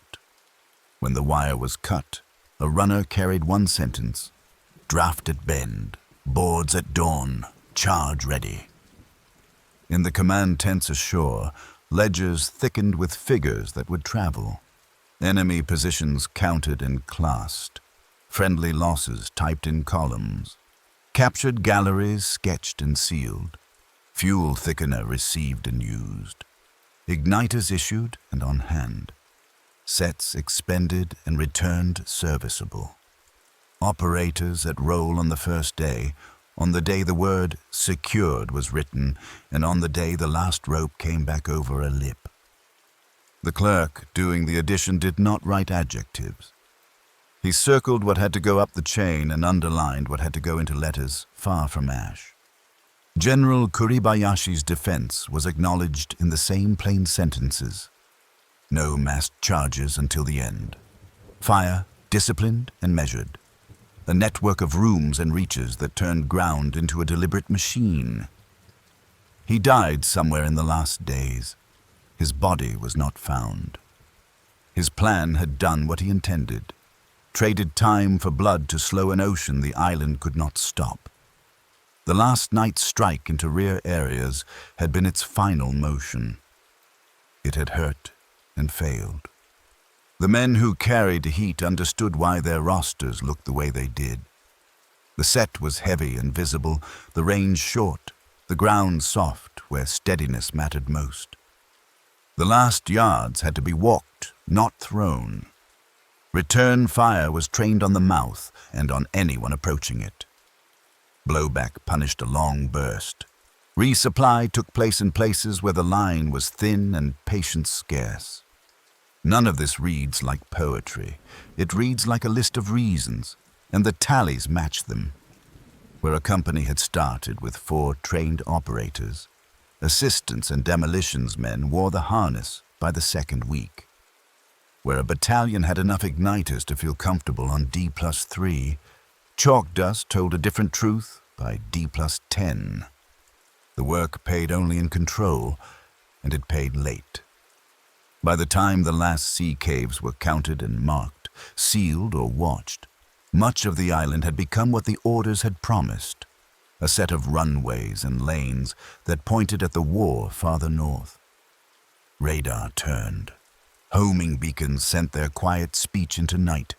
Fighters ranged from the strip to escort bombers that would not have risked the route without this place. Heavy aircraft dropped in scarred and lifted out mended. On company streets, flame sections bled the last pressure from tanks. Coiled hose wiped valve guards out of habit and handed serial numbers to a sergeant who had learned to ration washers like coin. A form took the place of a pouch, held for salvage. The people went on lists in quieter ways. Roll at dusk, roll at dawn. A promotion that named what a man had already been doing, assistant who had worn harness often enough that rank only made it true. A transfer for a section chief with a chalkboard manner useful anywhere steady work was required. In a wardroom, a naval gunnery officer wrote 4 lines in his notebook about danger close rounds that bought minutes for men he never saw. In a medical tent, a corpsman who had written names in pencil all month folded his book shut and slept. Lessons hardened. They travel faster than decorations when they are exact. Short bursts right, long washes waste and risk. Smoke in boards, not blankets. Dozer plates are moving walls measured in half minutes. Never refill where cover will not last the count. Never approach straight in if down from above exists. Keep igniters dry. Test with a cough before you commit. The pocket cards that held little triangles and small squares went into envelopes. The notes that had begun as reminders were recopied in a neat hand for instructors who would never smell sulfur in pumice. A damaged heavy bomber came in one afternoon, the pattern a little wrong, the commitment absolute at the threshold. Men near the strip looked up, not because it was rare now, but because it always carried the same sentence in its shadow. This is why. Wheels hit cinder, engines spooled down. Crew stepped into the same ash that had found everyone else. Far up island, a team went over a lip-on rope to write 3 pulses into a seam a patrol had marked at midnight. The charge sounded small and final. A triangle became a square. By then, The tallies that had gathered as margins and habits formed their last quiet shape. How many sets went forward? How many returned whole? How many did not, and whose names were read in a voice that did not change between first light and dark? Later, someone in a clean office would turn those figures into a percentage and put it on a page. Here, the people who had carried the harness already knew what the sums meant without thinking about fractions. They had felt the reasons in their shoulders and in the way ash slid under a heel. They had kept the bargain, discipline for control, seconds for lanes, and the island had kept its side in the one currency it had left.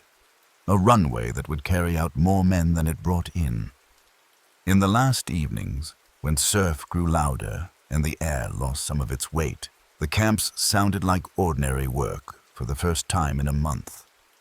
Engines tested, radios checked schedules. Someone learned he would leave tomorrow and wrote 3 lines on the back of a card before folding it with a care that made it heavier than paper. The men who had carried heat on their backs closed the pouches that had become their pockets and ran a thumb over the small scratches an igniter housing had put in their gloves. The method they had taught the island would travel. The ledger they had kept, seconds, lanes, igniters, names, was almost done. The last ropes came back over the lip in the same steady rhythm that had carried the fight. Gloves easing weight, boots testing pumice that still ran like time through a glass. A corporal closed his pocket card on one more small square turned from a triangle and passed the notebook forward. Behind him, the island had already shifted into its new grammar. Runway lights at dusk, a line chief's hand lifted to a pilot, engines checking in order. A destroyer at half power just off the bluffs in case one more round was needed into one more counted crease. Secured meant that the front no longer moved by the hour. It did not mean the work had finished. It meant the ledger could now be closed line by line, with the care men had been using all along. What remained fell into 2 kinds of pages. The first belonged to the ground. Sea caves under the bluffs, vents that drafted in weather from the north, short trenches that reached into culverts behind supply crates and made rear areas feel like holes. The drill did not change for any of it. A forward observer lay flat at the lip and called a single naval round into a numbered seam. Smoke went down like boards, not blankets. The operator wrote 3 pulses: seam, floor, ceiling, downward rather than across, and the assistant's small correction with a wrist mattered more than weight. A charge was set by feel and wired out on knees. The thump was modest and final. A triangle became a square on a card, and a sergeant at a table under canvas made a neat mark that would travel. The second kind of page belonged to people. Roll at dusk, roll at dawn, transfers that named what men were already doing, assistants who had worn the harness often enough that rank only made it official, demolitions marines with the wand scars on their gloves, section chiefs whose chalkboard manner would be useful anywhere patience and arithmetic mattered. In tents with poor light, clerks carried forward the columns they had kept from the first morning. Sets filled, sets expended, igniters issued and on hand, valves repaired and beyond repair. They added names to letters far from ash and underlined the entries that had to go up the chain. Numbers give shape to the story and resist it at the same time. The garrison had been built to fight to extinction, and it almost did. American losses ran in columns, too. Killed, wounded, typed by men who had moved their tables north every 3 days. On the bluffs above the tide line, the last mouths still breathed in odd places until rope and smoke and short pulses made them into stone. And on the runways, the reason written into orders months earlier had become ordinary. Fighters staging north. Liaison planes riding the air like routine.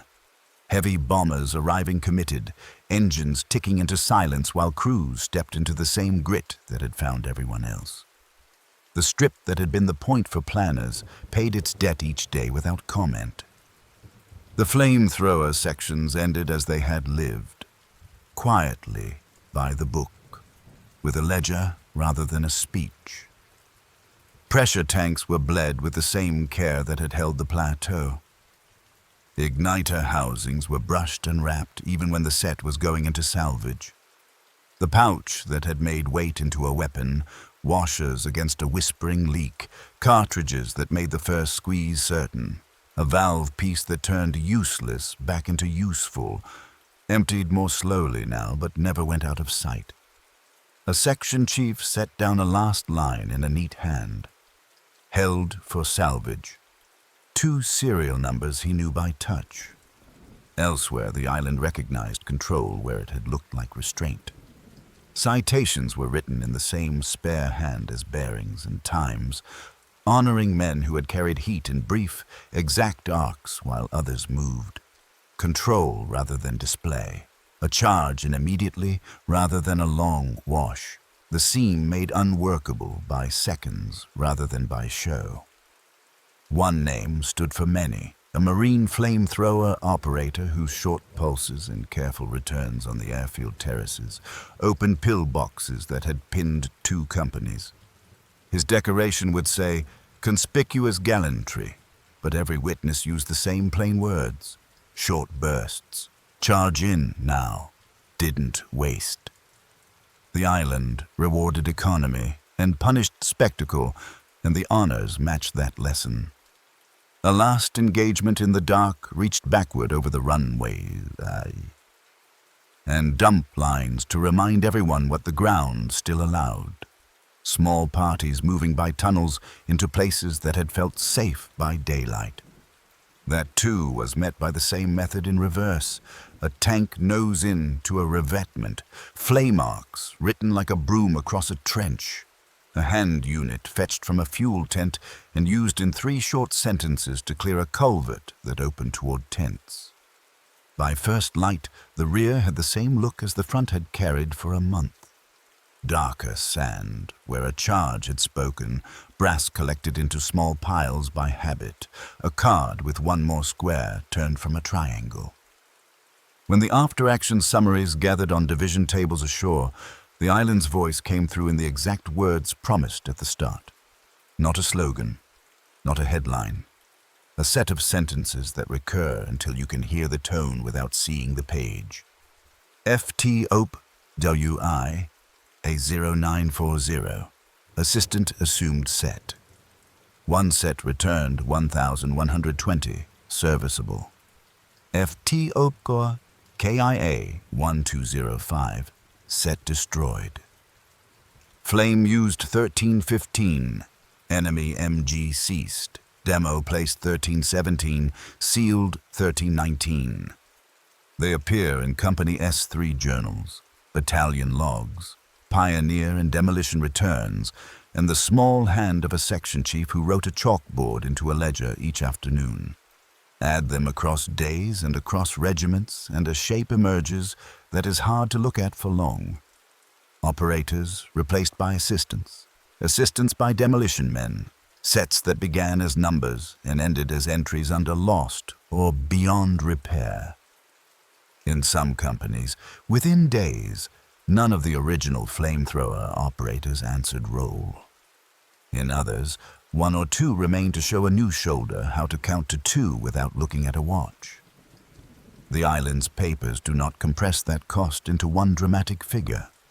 They leave you with names, hours, and the steady subtraction of a skill that the ground could not do without. There is a temptation in later tellings to turn the cost into a single percentage, because single numbers are easy to carry. The archives on this island resist that. They speak in lists and in the language of work. If you read enough of them, you find the same fact in different clothing. Among the assault jobs on Jima, carrying heat was punished faster and more predictably than any other. The set was heavy and visible. The range was short. The last yards had to be walked. Return fire was trained on the place you had to reach. Blowback punished a long burst. Resupply took place where patience was already scarce. The only answer that worked was the one the island had insisted on from the first hour. Discipline into control, seconds into lanes, short writing where painting would get you killed.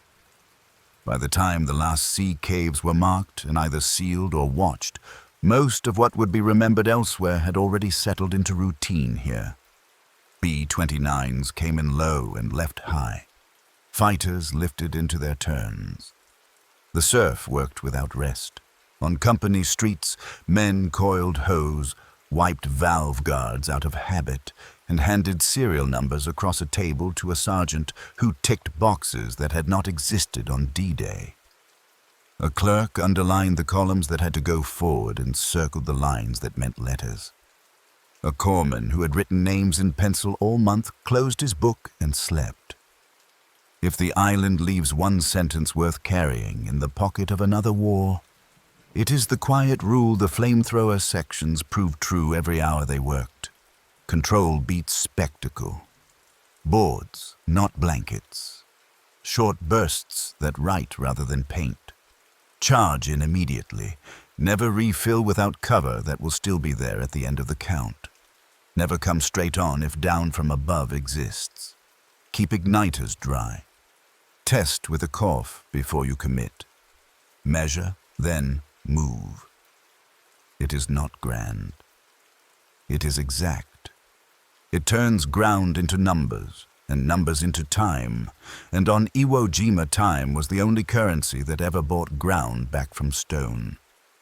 The ledger closes where it began, on a strip of volcanic bone chosen for its runways and held for the hours it could give to men in the air. The exact words remain, small and stubborn, in the margins. F.T. Op. WII. Assistant assumed set. F.T. Op. KIA. Set destroyed. Position sealed. Nothing about those entries is myth. They are the sound of a month of work, written by people who measured their day in seconds and yards, and who kept a promise without saying it aloud. To walk the last distance that nothing else could cross, to make a mouth in stone, stop speaking long enough for everyone else to move, and to leave behind not a story, but a record that tells the truth in the only way a place like this ever will.